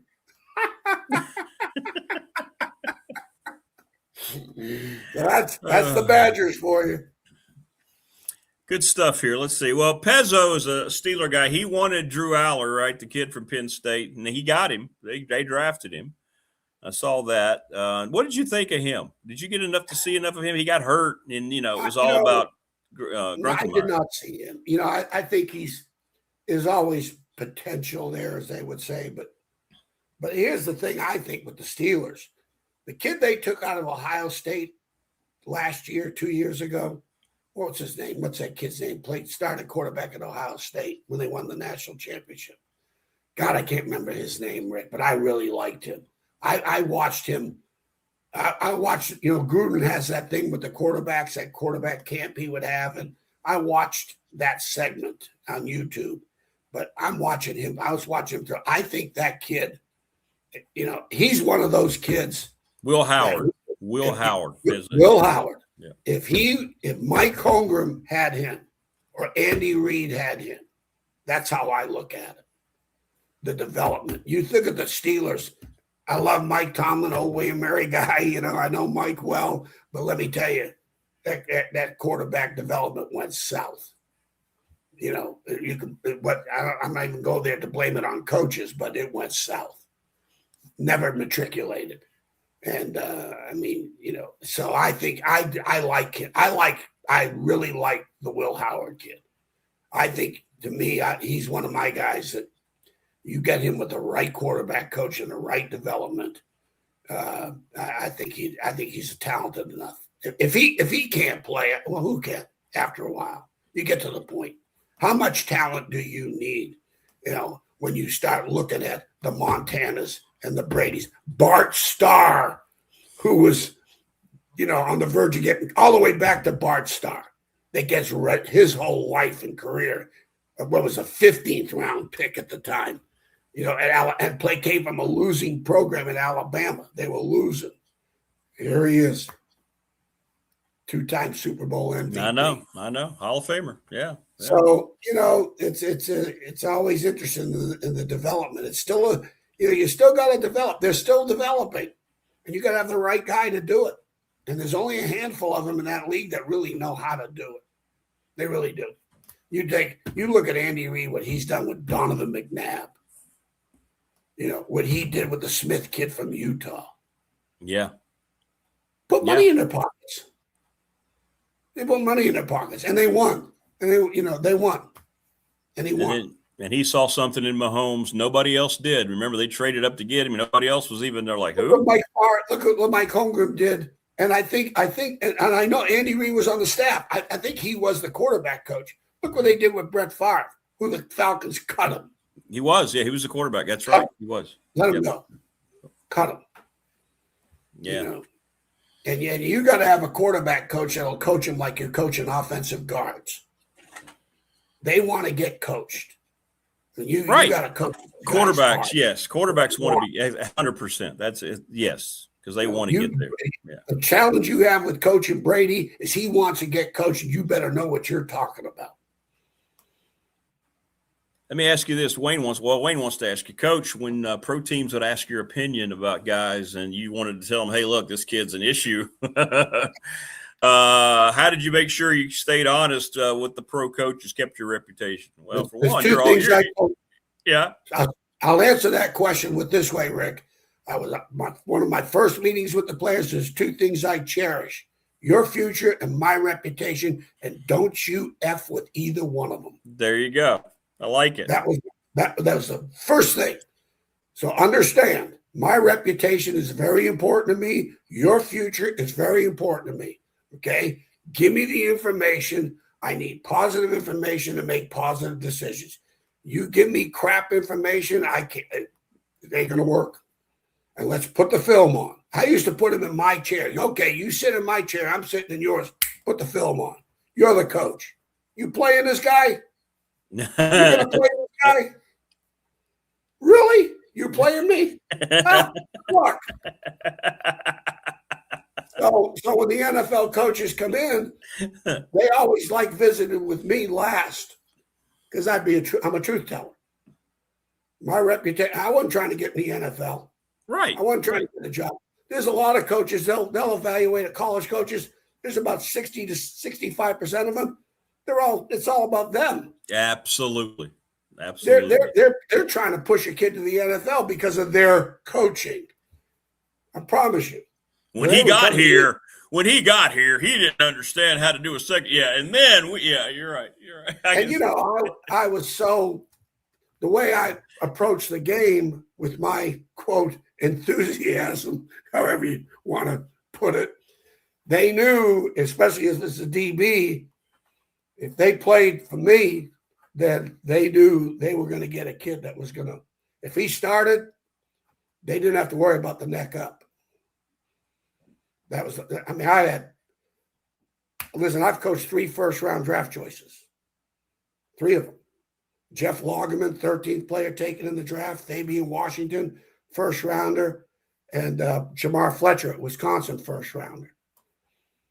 And just about every player that made it to the NFL, a lot of them would have called me and thanked me for the way they were way I approached the game and how I thought that this is, to help them develop. They've always said, Coach, Tony Parrish, 2nd-round pick. His last team was with the Cowboys. He was with the Bears. And I told them, matter of fact, one of the top scouts played for me at Syracuse, Dwayne Joseph. And I called Dwayne, and I told Dwayne, I said, Dwayne, you take this kid, your coach better be a great technique coach and a great tackle and teaching coach. because he's got tremendous ability, but he's a linear guy. And he's got to work at tackling. He's got to work at it. You got to do it every day with him, not because of the physical part, just because of his, he's a stride length guy, and he was a track guy, but he's a great talent and he's worth taking. Well, he's calling me up during the season. How should we approach this? I said, well, fire that guy and hire my ass. I mean, what the hell are you calling me up for? I told you, and there'd be, there were very few DBs because they, if I was coaching a position, they'd want to know about the positional kit. And if anybody was going to start for me, they were going to be the best student they could be, and they were going to compete, and they were going to be disciplined in terms of accountability and responsibility, and they were going to be able to handle adversity, because that's a position, man. I loved coaching the position because I thrived on it. I love that challenge of that position because it is the toughest position to play and coach and evaluate. Hard. So a lot of the pro scouts they really appreciated coming into my office. They have. I think. I bet. Yeah, absolutely. If you talk to anybody that was scouting at the time I was coaching, they knew I was going to be a truth teller. And there's some college guys, they come in there, they're just blowing smoke up their own ass, to be honest with you. Well, and I think they appreciated that from you, Coach. They don't have time to waste, right? Their jobs might be on the line. They want to know. And I told, like I said, yeah. No, hell no. Because, hey, look, listen, they can make their own decision. I gave them facts. I don't care, mom, dad, free agent. I don't care, because the players knew. Right. The players knew. And I always told the players, don't you ever get your family involved with football with me. They want to talk academics or what's going on socially with you, I'll spend hours with them. Yeah. Hours. Yeah. Football, it is your responsibility to communicate to your family why you're not on the field. And and I'm giving that to you. Okay? We've been through this. And you have concurred with this. You've signed off on this. So don't be going home bitching and pissing and moaning why you're not on the field, because you know why. Yep. And your teammates know why. And it usually was because it was poor off-field decisions or academically more than anything else. So I told him, I said, your future and my reputation, those things I cherish, and don't screw with it. Yeah. That's exactly. It's funny you say. My dad told me the same thing when I said I want to go and try to play for Joel Hicks. He said, all right, listen, because I worked on a farm. I grew up on a farm. I worked every day, worked my ass off more than that farm than I probably have in my whole life still. But he said, all right, it's what you want to do. You're going to do. He goes, but he did the same thing, Coach. He said, I don't want you to ever come in here on an afternoon. I need you to work. I don't want you to complain about practice. I don't want you to complain about not running with his first or second team. If you got a problem with Coach Hicks, you talk to Coach Hicks. You do not bring that to the farm. He said, this is your choice, and if you're going to make the most of it, well, you know what? I'll never, ever forget that as long as I live. That was. Oh, no. And that's why going into the home, the home visit is so critical. You're not there to convince the kid to go to college. You're not to go to your school. That's not your role. Okay? You're there to give that young man and their family the information they're going to need to help them with the decision. That was my philosophy going into that home. And more importantly, I want to go into that home and I want to find out where's the family respect. Who is like your dad? Who's that? Who's he scared to death of? Grandma, mom, or the dad? Right? When you make that call, I'm sure if Coach Hicks said to your dad, Mr. Watson, we got an issue, I bet you do that off with tears. Don't do this. I'm ready to get my ass beat. Not twice. Rick didn't come home that day. Rick didn't make it home for dinner that day. Yeah. That's why I love Jamar Fletcher. I've told this story, I think, to you numerous times. kid from St. Louis, recruited by nobody, ended up being Thorpe Award winner, first-round draft choice. Okay, at 23 interceptions in 3 years and 5 or 7 for touchdowns. Okay, a phenomenal 23? career. Oh yeah, 23 in 3 years. So, but his daddy, Big Charles, his dad, he sat in my office. He goes, I've worked 18 years hard raising this young man. That's what he told me. He goes, he is a good kid. When he leaves here, I expect him to be a better kid. And if you have any issues with him, you have my permission to take your 9.5 and put it so far up his ass. See? You guys said Big Charles? I know. He's got a scholarship, baby. I want this kid. And you know what, though? There was a couple of times his decision making off the field had to be challenged. That's how I look at it. And that only happened a couple of times. Because one time he was screwing around in a summer school class, and I called him in the office. I said, we're calling Big Charles right now. He is begging me. He's on his knee. Coach, don't do it. You can't do it. I said, no. So I got Big Charles on the phone. Big Charles, Jamar wants to talk to you, and I just left the office. Have a great conversation, guys. Yeah. Everyone never had another issue with that kid. And then we had a kid at Purdue named Gilbert Gardner. I didn't coach him. He was a linebacker. Played in the league for 6 years, drafted. Great kid. His daddy was a policeman from Houston. And Brock Spack would always tell me, he goes, if I ever made a call to him, if his kid ever screwed up, his dad would drive in that car, come up and beat his ass.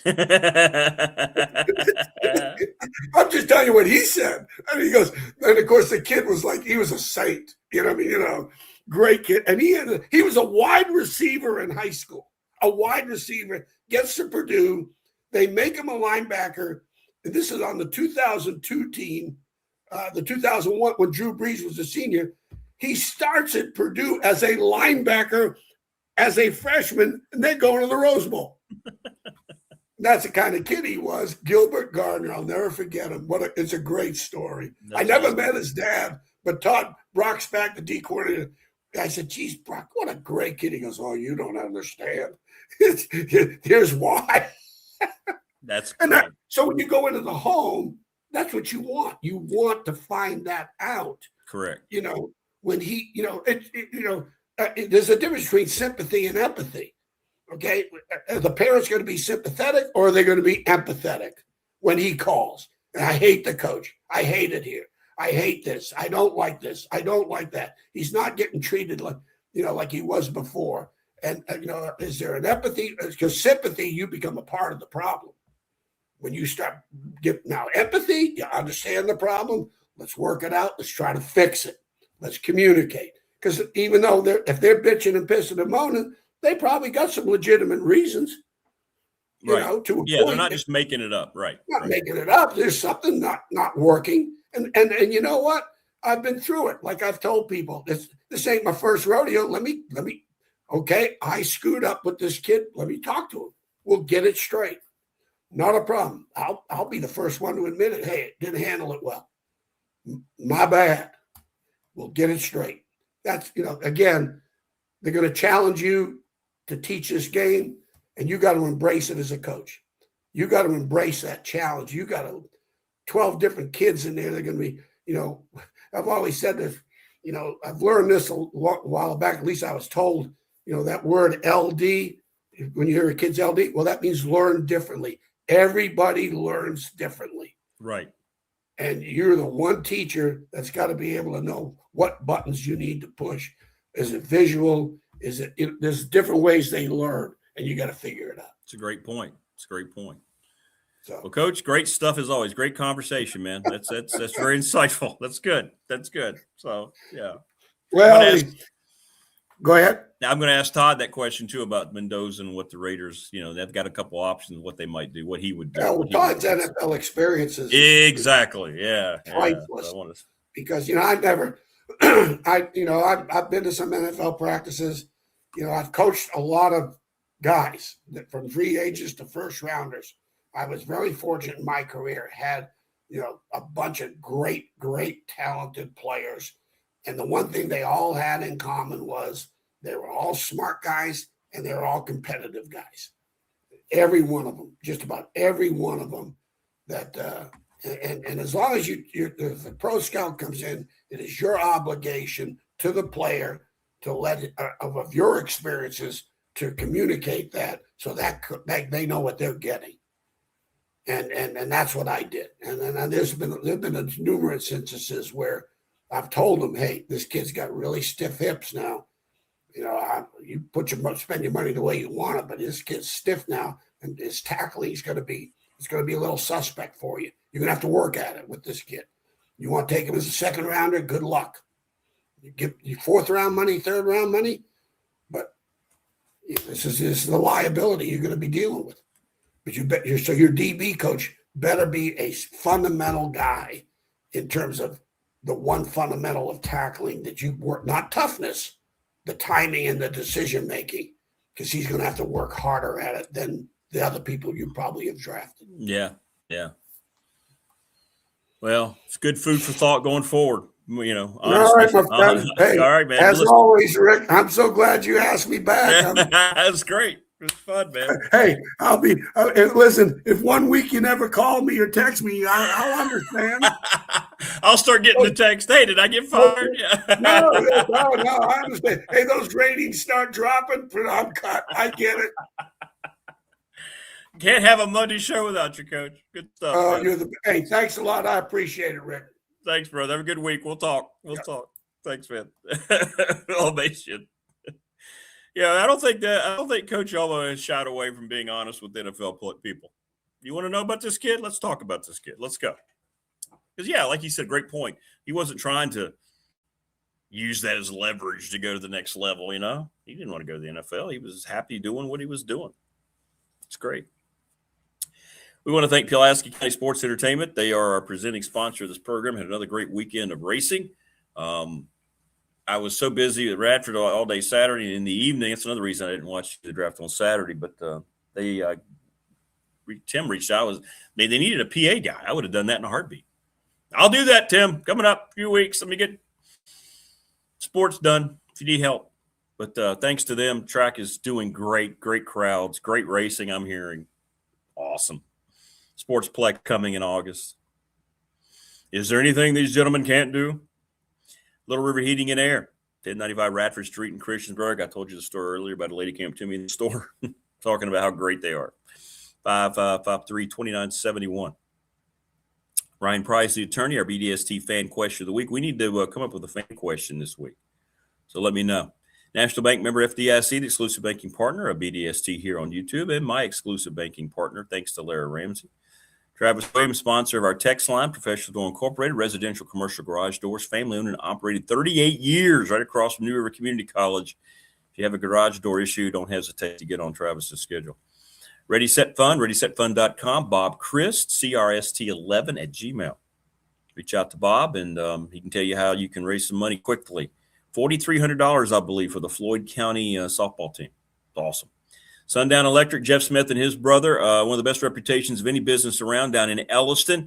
They always communicate the price, the job, what they're going to need, what they have to do. Going to be very honest, and they'll do the best they can to hold down any costs at Sundown Electric. I mean, that's a trifecta right there. Family Fencing, sponsor of our studios, 540-200-8294. Get a free quote at that number or reach out at familyfencingnrv.com. Mark Hunley, McClellan Chiropractic. Appreciate Mark over on Walters Drive. 155 Walters Drive. If you need your body fixed in a hurry, go see Mark. He will take care of you. The NRV Super Bowl has been around for 25 years. 540-382-5525. Reserve your lane today. Lawson's Mobile Home Supply. Give James a call, 540-381-8011. 300 North Franklin Street in Christiansburg. And Brandon at Top Shelf Apparel. If you want a T-shirt, boom. Hit us up. Good stuff. Getting down and dirty in the bog. Saturday, Pulaski. Ladies and gentlemen, I would have loved that. That'd have been fun.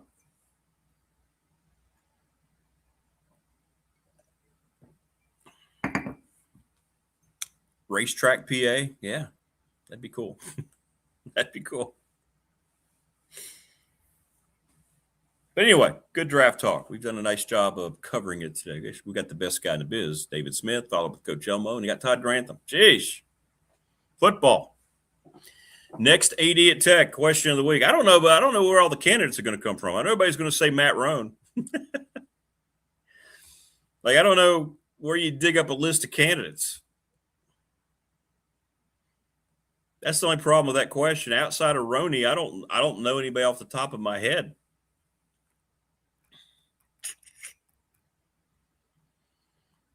Yeah, Tebow, keep an eye on the Lemon kid.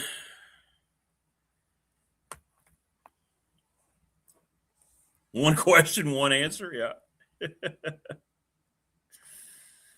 We'll see. We'll see what they end up doing there. We'll see. We shall see.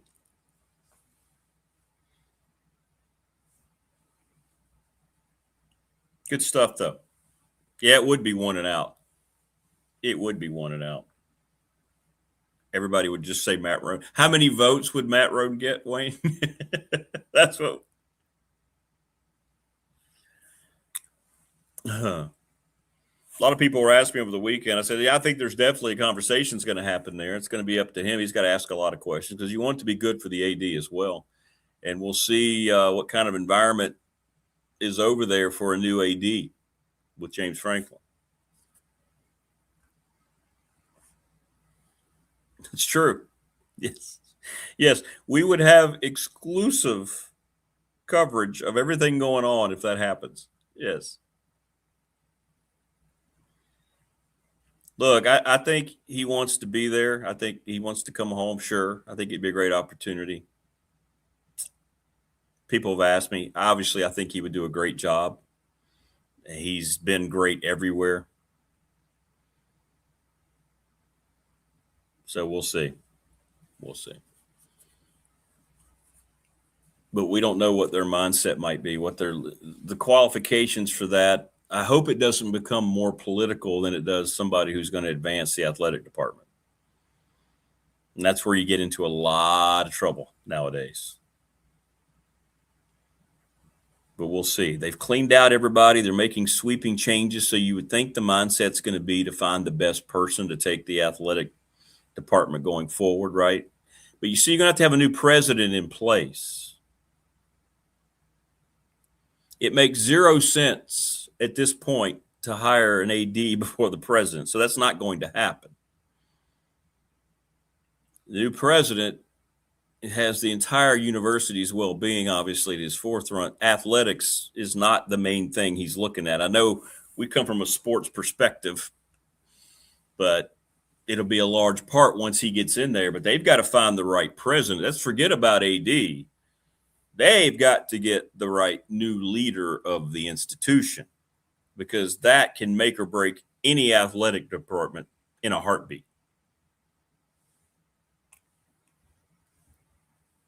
Now, I've lived through some not so good ones at Radford. So I think people are jumping the gun a little bit before you start getting into the athletic director discussion. It's got to be the president's hire.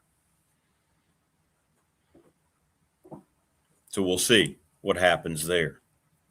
I have not seen a list of candidates from that. I mean, I'm not really actively searching it out, but president part, there's going to be different qualifications. That's not going to be something that's going to be focused just on athletic. Matter of fact, athletics may not even, I mean, they're going to be looking at a lot of different things with the new president because the university's directive is a lot deeper than just the football program.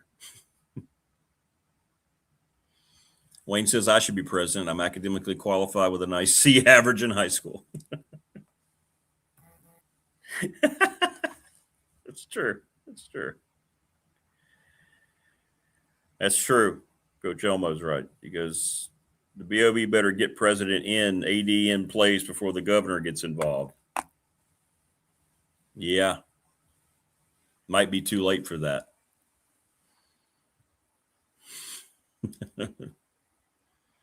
Yeah. Yeah, that's true. And what has happened quickly with the politics in this state with the new governor may not be the best time to be looking for sweeping changes like that in your departments, at your institution. We'll see. We shall see.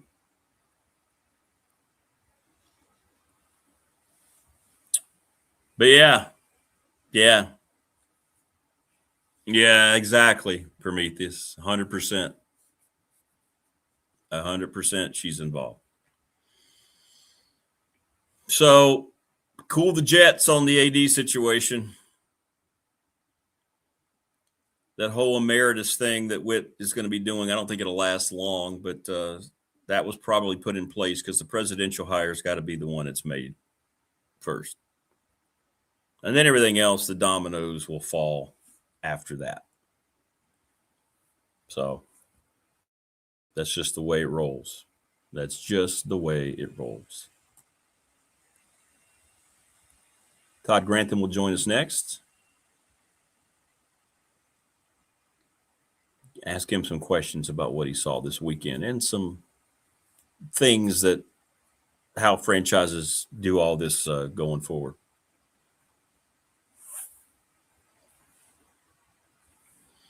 So yeah. By the way, you proud of me? I've got water today.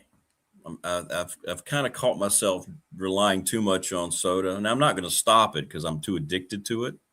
But I got my old school, my 1962 to 67 Broncos Nag glass. Wayne, you probably really like the Broncos glass, I'm sure. Wayne's a massive Broncos supporter.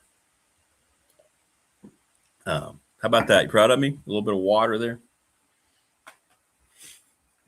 Trying to not suck down so many of those during the course of a show.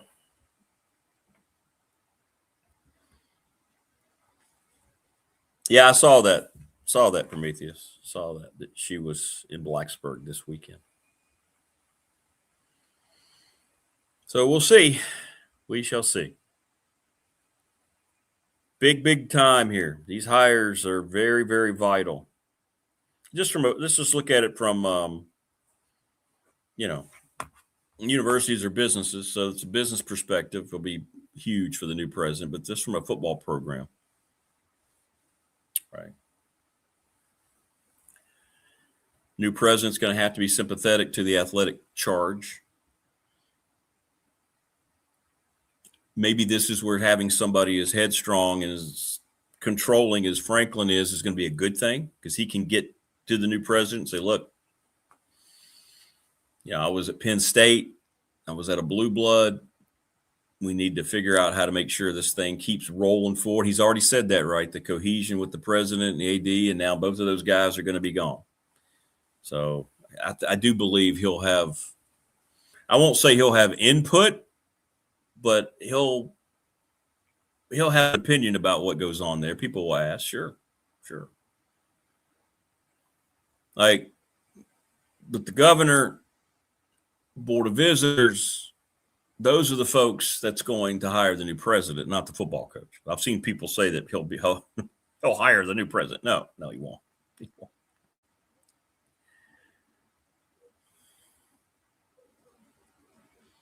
The glass should be dropped. No, it's a throwback. Look. Besides, we didn't start, ruining the Browns Super Bowl hopes until the logo that came after this. They didn't play the Browns for anything meaningful in this logo. You hater.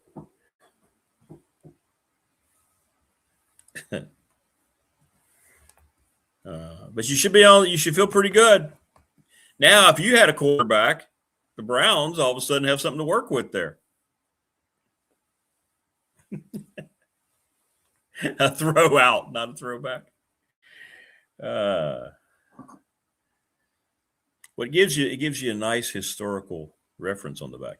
A white version of this horse was placed on an orange background to complete the design of the helmet used during this time. Players such as Gene Mingo, Lionel Taylor, Goose Gonsolin, Al Frazier, and Frank Tripucka define this era of Broncos football.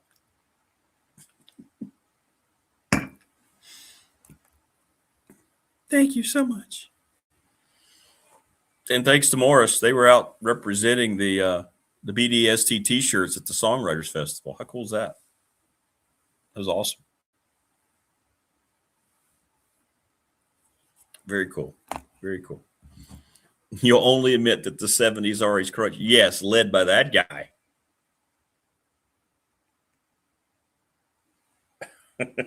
Randy Redishar.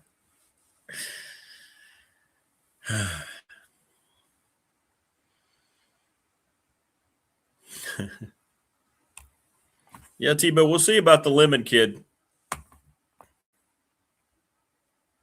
Well, he slid in. He was a meme this weekend with how he came across in his interviews. Oh, yeah, I'm sure he will. He'll have a lot to say with the AD, but he's going to create a relationship with the president, too. Oh, you mean the actual drink, not the legendary defense. Oh, okay.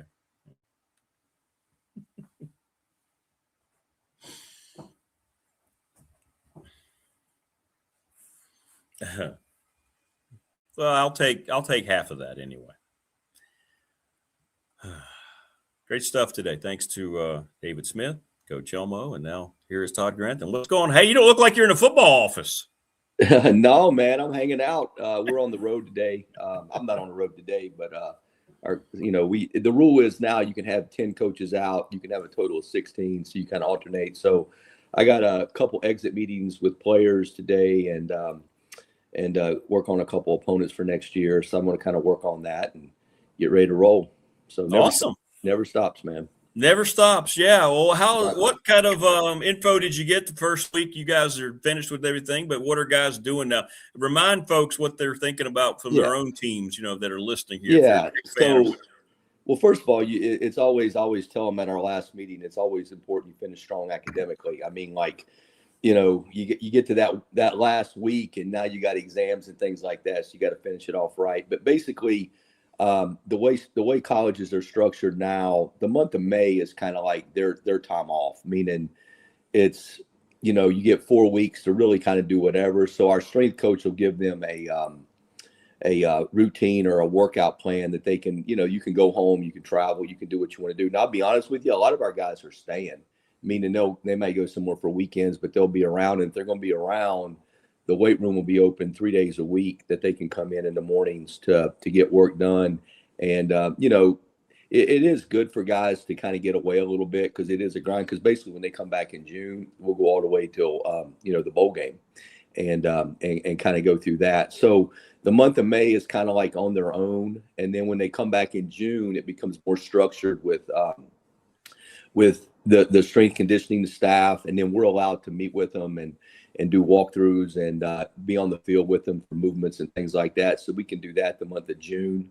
And then July gets a little bit more player driven, meaning the players kind of handle it as far as 7-on-7 and those kind of things. And then the running kind of ramps up a little bit as far as, your accelerations and your movements and things like that kind of ramps back up in July. And then we start camp August 2nd and we'll roll from there. So it's got a little bit of time, but it kind of goes quick, Being from the NFL, I mean, I know you keep up with the draft and so forth. What kind of things do you like to kind of keep up with when you are kind of getting info on the annual draft? Yeah, it's always interesting to see. The one thing that's interesting, everybody always talks about the quarterbacks, taking the quarterback. Because generally speaking, if you're a top 5 team, you probably had a really bad year, and you probably need a quarterback. You know what I'm saying? From that, yeah. The thing that's interesting about the quarterback is that's the least success rate of any position in the National Football League as far as when you draft a guy in the first round. It's right at 35% since 2000. Isn't that crazy? Being, wow. And the reason for that is one, it's a different game, different rules. The speed of the game picks up defensively as far as the rush, the coverage. It becomes a little bit tighter windows. So you got to be a little more accurate in your throws. And then you got to throw. You can't wait till the guy is open to throw it. You got to throw the guy open. Okay. So that there's a difference in that. And very few guys can have that.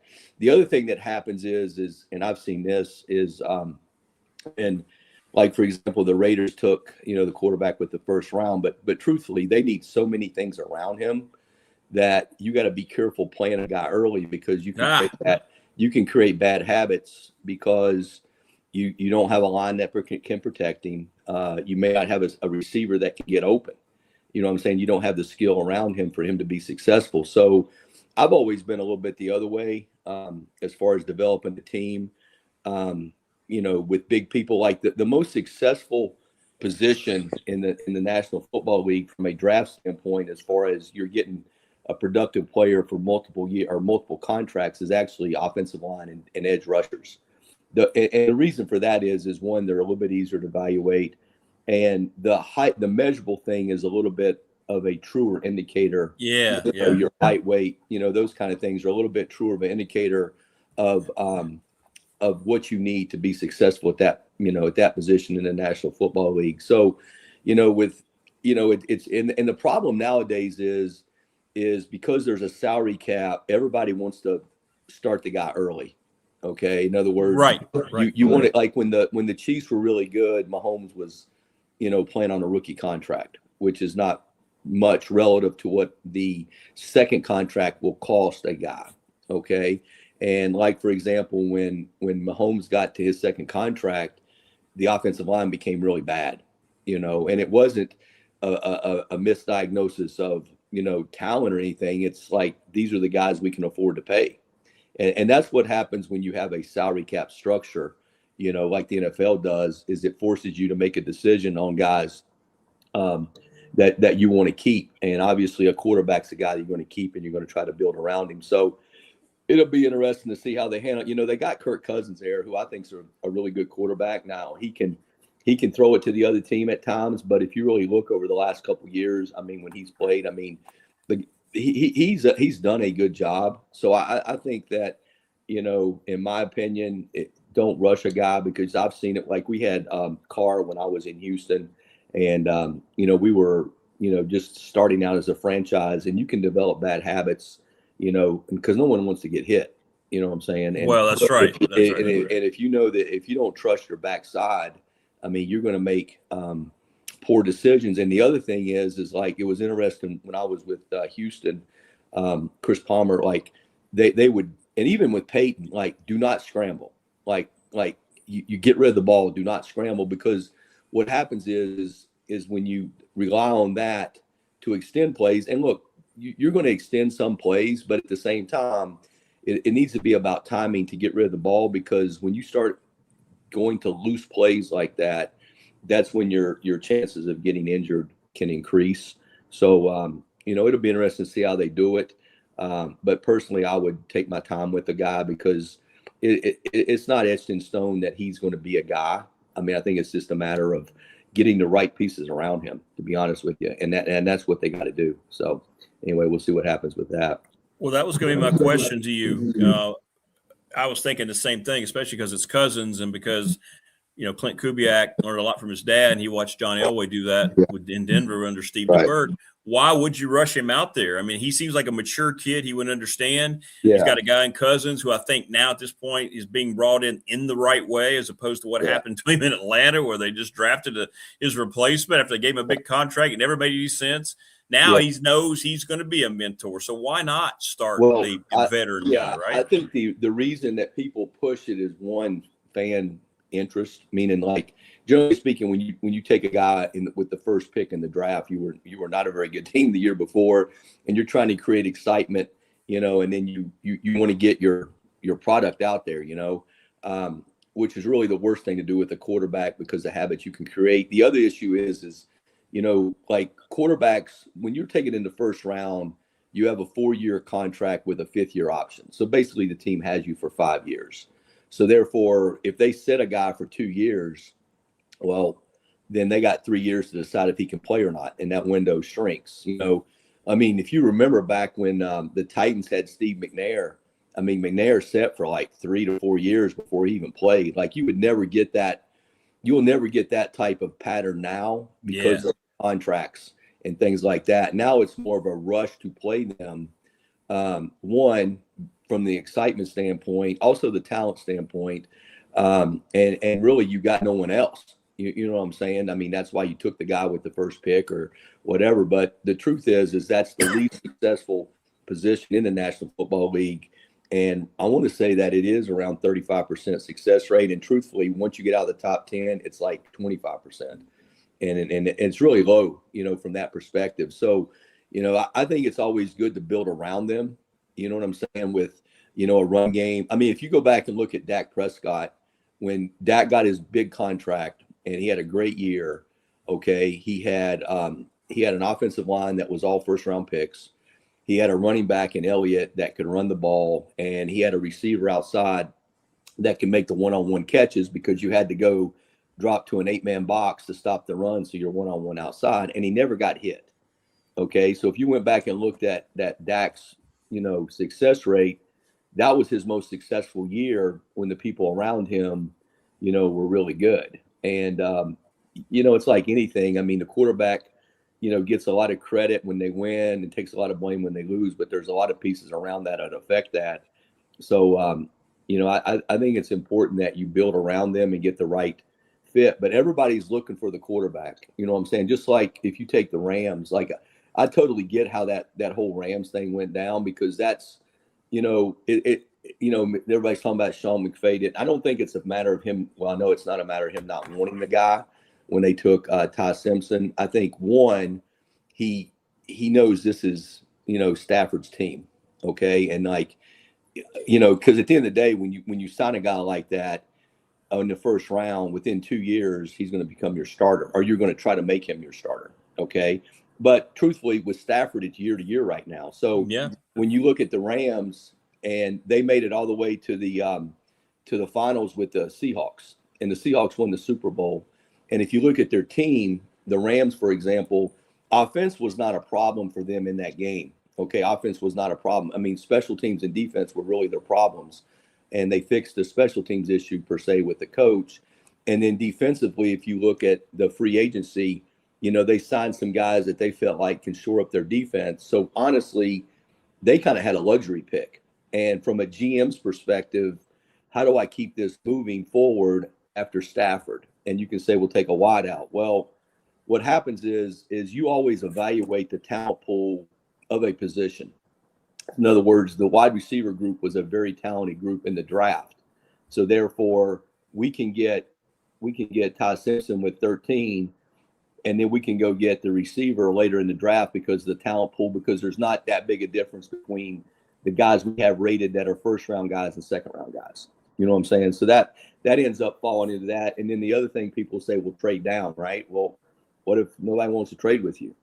Or what if, I mean, because when I was with the Colts, we took a linebacker. Like we had just made the playoffs, and we felt like we needed to shore up our defense, and we felt like we needed a linebacker, and we were picking 28, and we took a kid out of BYU, and everybody's, and he was not a first round pick. Okay. But the issue was we picked 28. Well, we didn't pick again until 56. Okay. Well, he's gone. He's gone. So therefore, this is what you feel like you need to take the next step. So you're going to take the guy at 28, and he may not be at 28, but he's not going to be there at 56 either. And he's the highest rated guy on your board at that position. So that happens too, from that perspective. So it's pretty interesting. It's funny watching. I mean, there are a lot of calls being made. It's kind of like New York is Wall Street as far as, the calls being made. Are you interested? Or you may be calling someone and saying, hey, would you be interested in moving at, five spots down the road? Let's say somebody's picking at 20 and you call them. And just that whole process is pretty interesting and kind of exciting how it goes down. So anyway, but at the end of the day, you got to have a quarterback, because if you don't have a quarterback, you got no shot. I mean, and that's just it. That's why everything is revolved around, taking a quarterback early and trying to develop him. Yeah, and there's some teams I think had good drafts, like the Jets, but they've got Geno Smith, right? The Browns look like they had a pretty good draft on paper, but their quarterback situation's a mess, right? So you don't have that part of it. So maybe those two franchises were able to get everything they're going to need around it and get their guy next year. Maybe, I don't know. That's kind of an interesting dynamic they have to deal with. That's, that can be the theory as far as, like if you're coming in new, do you take the guy the first go round, right? Or do you, build around it and get him and make improvements, but knowing that we're going to build around him and get it set up and then take the guy the next year. Personally, I think that makes more sense to me because you got to have pieces around. You got to be able to protect the guy. You got to be able to run the football, and you got to have playmakers that you can get the ball to win one-on-one matchups. And if you don't have that, I don't care who you put out there at quarterback, it's not going to matter. So there's a reason that you went 4-12 or 4-13. You know what I'm saying? And it's not just one position. So yeah, I think the biggest thing is trying to build your roster up, and at some point within year one or year two, you got to try to get the quarterback that you feel can help you win. And the problem is the really good ones generally don't make it to free agency as a second contract. You know what I'm saying? That ends up being the problem. And I think I saw the quarterback draft supposed to be pretty strong, right? Next year coming out. Yeah, who knows? I mean, it's such a you know what I'm saying? I mean, they pumped all that stuff up. I mean, I really don't know. I mean, Tom Brady was taken in the 6th round, and everybody's like, the Patriots did a great job of taking him. In reality, they got lucky because like they thought just like everyone else, they ended up taking the guy in the 6th round.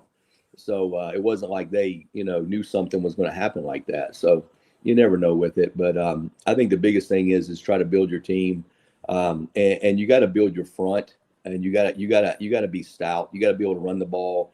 You got to be able to affect the quarterback in pro football with some kind of rush. So, build those pieces, get a guy some skill to throw to and that kind of thing, give him a running game, and then see what happens. Do you follow the guys, Coach, that you had recruited and guys that you coach, guys that you keep up with? Like for example, like John Gennard got traded to the Eagles.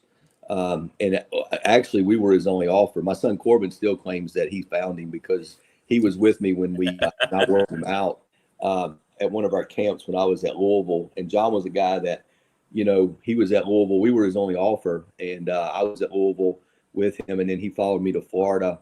And, he just signed a new contract with the Eagles. I think it was like $100 million, $50 million guaranteed. So I texted his mom on Friday night and says, look like you're going to eat some Philly cheesesteaks.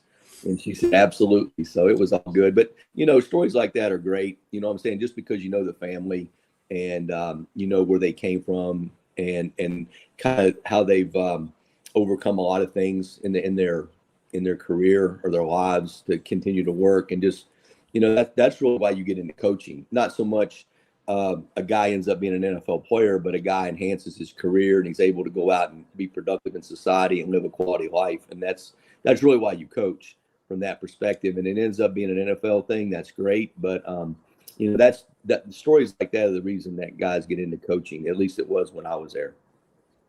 Yeah, exactly. And that has to be the bigger reward, isn't it? Like you said, it's just about watching that development. Wow, I met this kid. He had a dream in his family, and here he is, right? That has to just kind of tickle you to death. That's the cool part. And then, being that, I've coached a high school player in pro football 3 different times. And, I've seen the money that those guys make and the things they wear when they have that kind of money and how they are able, the lifestyles they can live.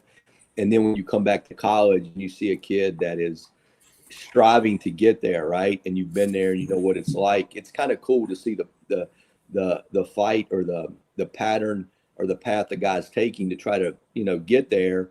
And it's fun to be a part of that. You know what I'm saying? Because like it's like, okay, this kid's got a chance, but here's some things you got to do.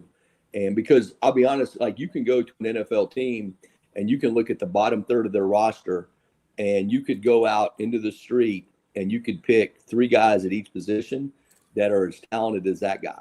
And the issue is this guy that's on the team did the things necessary from an accountability standpoint, a discipline standpoint to make it. And he took advantage of his opportunity. Whereas the guys that didn't make it, they didn't take advantage of those opportunities and they weren't able to make it. So when you get to the bottom half of the roster, it is very selective. In other words, there's not a lot of difference between guys that make it and guys that don't make it.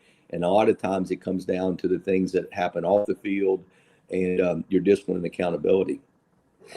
What's the biggest adjustment or adjustments? What are some of the things that stand out when you watch guys go from college to the NFL that they need to latch onto pretty quickly to have success with their new NFL Well, team? the speed of the game is going to pick up just because you're with, bigger, stronger, faster, type guys, from that perspective. The rules change for the corners and the secondary guys. You can't be as handsy and grab guys. You got to be a little more motor mirror and that kind of thing, because anything past 5 yards, you're going to throw a flag, in the back end. And then up front, your ability to rush, if you're an edge rusher, your ability, you can't be a one-trick pony, meaning I can't just be a guy that's going to rush the edge and win with speed. You got to have the ability to collapse the power, and you got to be a two-way rusher from the standpoint I can win on the edge with speed, but I can collapse the power from that perspective. And doesn't mean you need a lot of moves, but you just have to have the ability to be a speed to power guy. And then inside, same thing with your ability to push the pocket from that perspective. So those are the things defensively that pick up. Your safeties in their alignments and disguises, meaning a lot of times like you play cover 2, which means the safeties are in the half. And then when you play quarters, they're kind of like over number 2. Well, the really good quarterbacks, it's the middle of the field's open in both of those coverages. The really good quarterbacks can tell if you're in cover 4 or cover 2 by the way your shoulders are. So in other words, you like to try to make those look the same. Well, that's not taught in a lot of colleges per se, as far as how, when you exit out, what do your shoulders look like from that perspective. So those are little things that end up being kind of taught and developed to try to help you be a little bit harder to understand what you're doing. But it's like anything. It's the graduate school of football, and you got really good players, you got really good coaches, and you end up having to really be on top of your game at all levels, meaning not only from an ability standpoint, but from a fundamental standpoint and a execution standpoint. Hey, before we let you go, I got a couple of questions for you. Kind of similar questions. Coach, first of all, love your segments, and saying I know you were a Hokie, so Tech obviously has a lot of hires to make. What's the most important thing about the presidential and athletic director alignment going forward? Well, I think, first of all, you got to hire the president first. And then once you hire the president, you got to make sure that the AD is in alignment with you. And honestly, with me, from a football perspective, is understanding the value you can create with your football program. Meaning, if you just look, like if you took the SEC, for example, and the amount of like interest from students coming to SEC schools, if you look at their enrollment, the cost to go to the schools over the last 10 years, ever since Nick Saban went to Alabama, it's astronomical how much interest there is, how competitive it is, and how much money they make on that right now. So when you talk about it from an economic standpoint, football is really the driving force, in college athletics and in your university. So to help promote the university, your alignment in football is really important. And you got to be on the same page. And you're in a new era right now where, guys are going to get paid, whether it changes or not. It's not going to go back to the way it ever was. There's always going to be some kind of, salary involved in paying players, but just understanding the importance of football to enhance all programs within your athletic program, as well as your university in general. I think the University of Arkansas, when they had the guy that was up for the Heisman, a few years ago, this was back when I was in, because I heard this story from Jerry Jones, their enrollment went up like 25%, or their people wanting to enroll or go to that school went up like 25% because they had a Heisman finalist. Well, they had nothing to do with academics. It's because they had a Heisman finalist. And, it's you just have to look at the teams that have success, in the playoffs or in college football, and just look at their enrollment or their people wanting to come to their school. And it allows you to increase, your tuition, allows you to get more competitive people academically. It's just good for the whole organization, and it's good for the community too. No, it's true. It's very, very true. And then how vital do you think, or how important will James Franklin have a say in the athletic director hire? How much say do you think you'll have? I guess. I think he's going to try to have a lot of say. I don't think there's any doubt about that. I think that he's going to want to have someone that he feels comfortable working with, someone that has the same vision for what football needs to be, and financially how much they're going to continue to contribute to football. So there's no doubt he's going to try to have his hand in that.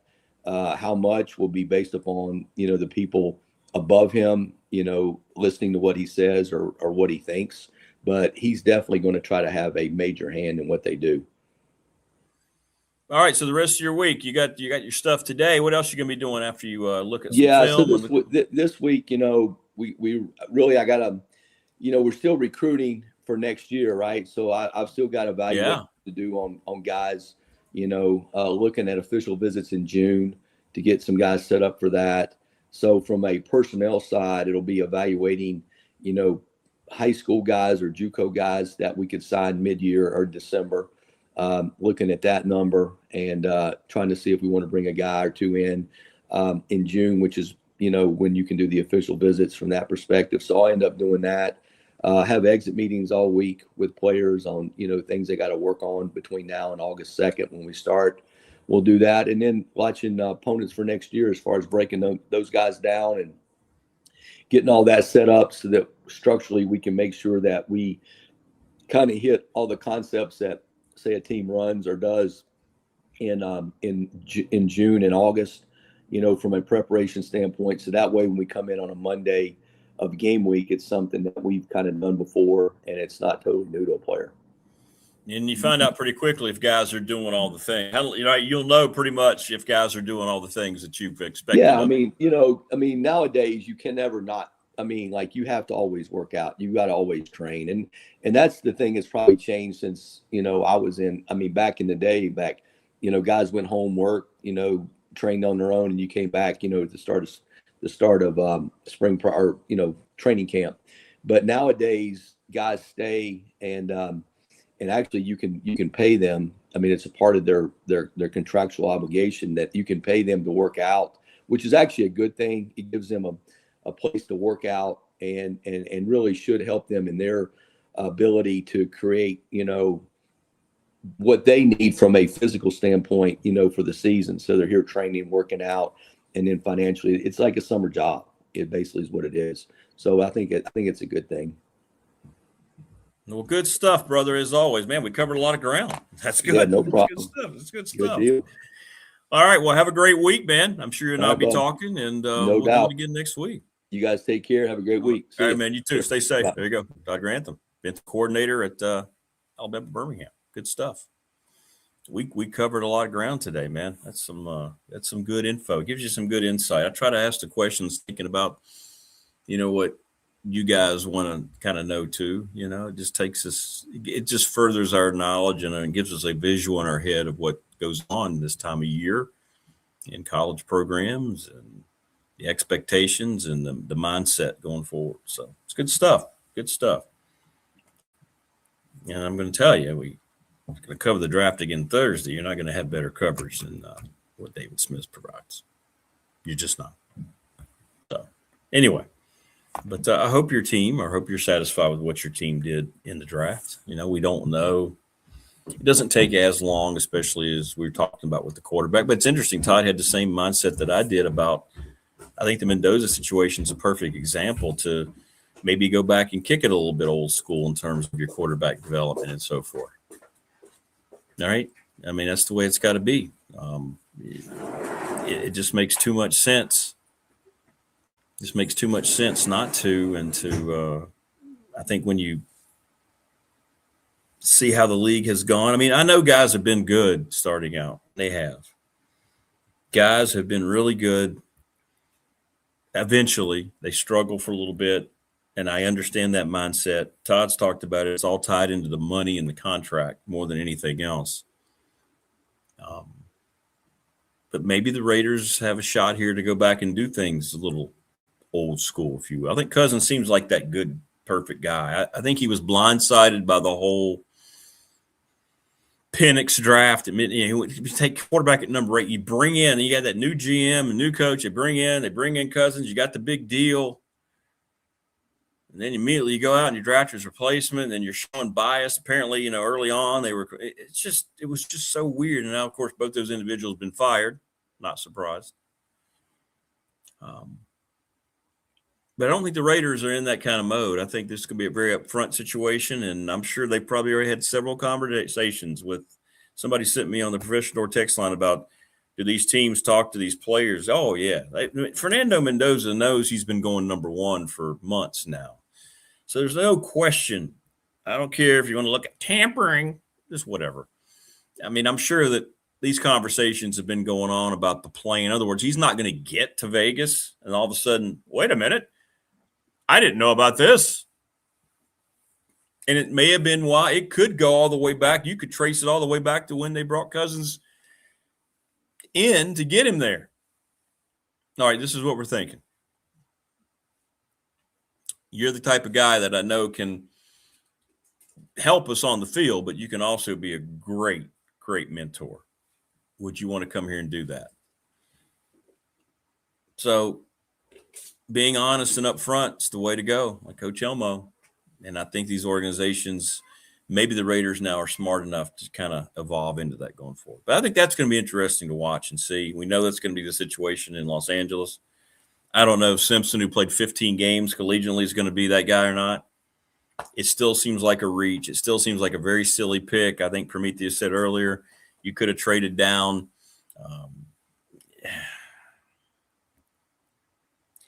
I don't know. And maybe he's going to be a late bloomer. Maybe they saw enough in him. But Sean McVay did not look like he was on board. So much so he had to go back and address how he came across in all the interviews and in all the things that happened. I think he understands. I think he got pulled over by the owner and the GM and said, hey, man, we know you didn't want to make this pick, but come on, man. Everybody's talking about it. So he tried to correct things quickly, a quick course correction. But I don't think he fooled anybody. Great stuff today. Thanks to all of our great sponsors. As always, we've talked about them and couldn't do the show without you. Thank you. Best listening and watching audience on YouTube. Please subscribe, like, and share the channel. And thanks to our great guests today, David Smith, Phil Elmassian, and Todd Grantham. I hope Monday gets off to a good start. It's going to be chilly most of the week. It's dreary. It's overcast. In other words, this is the epitome of a Monday, how it's depicted.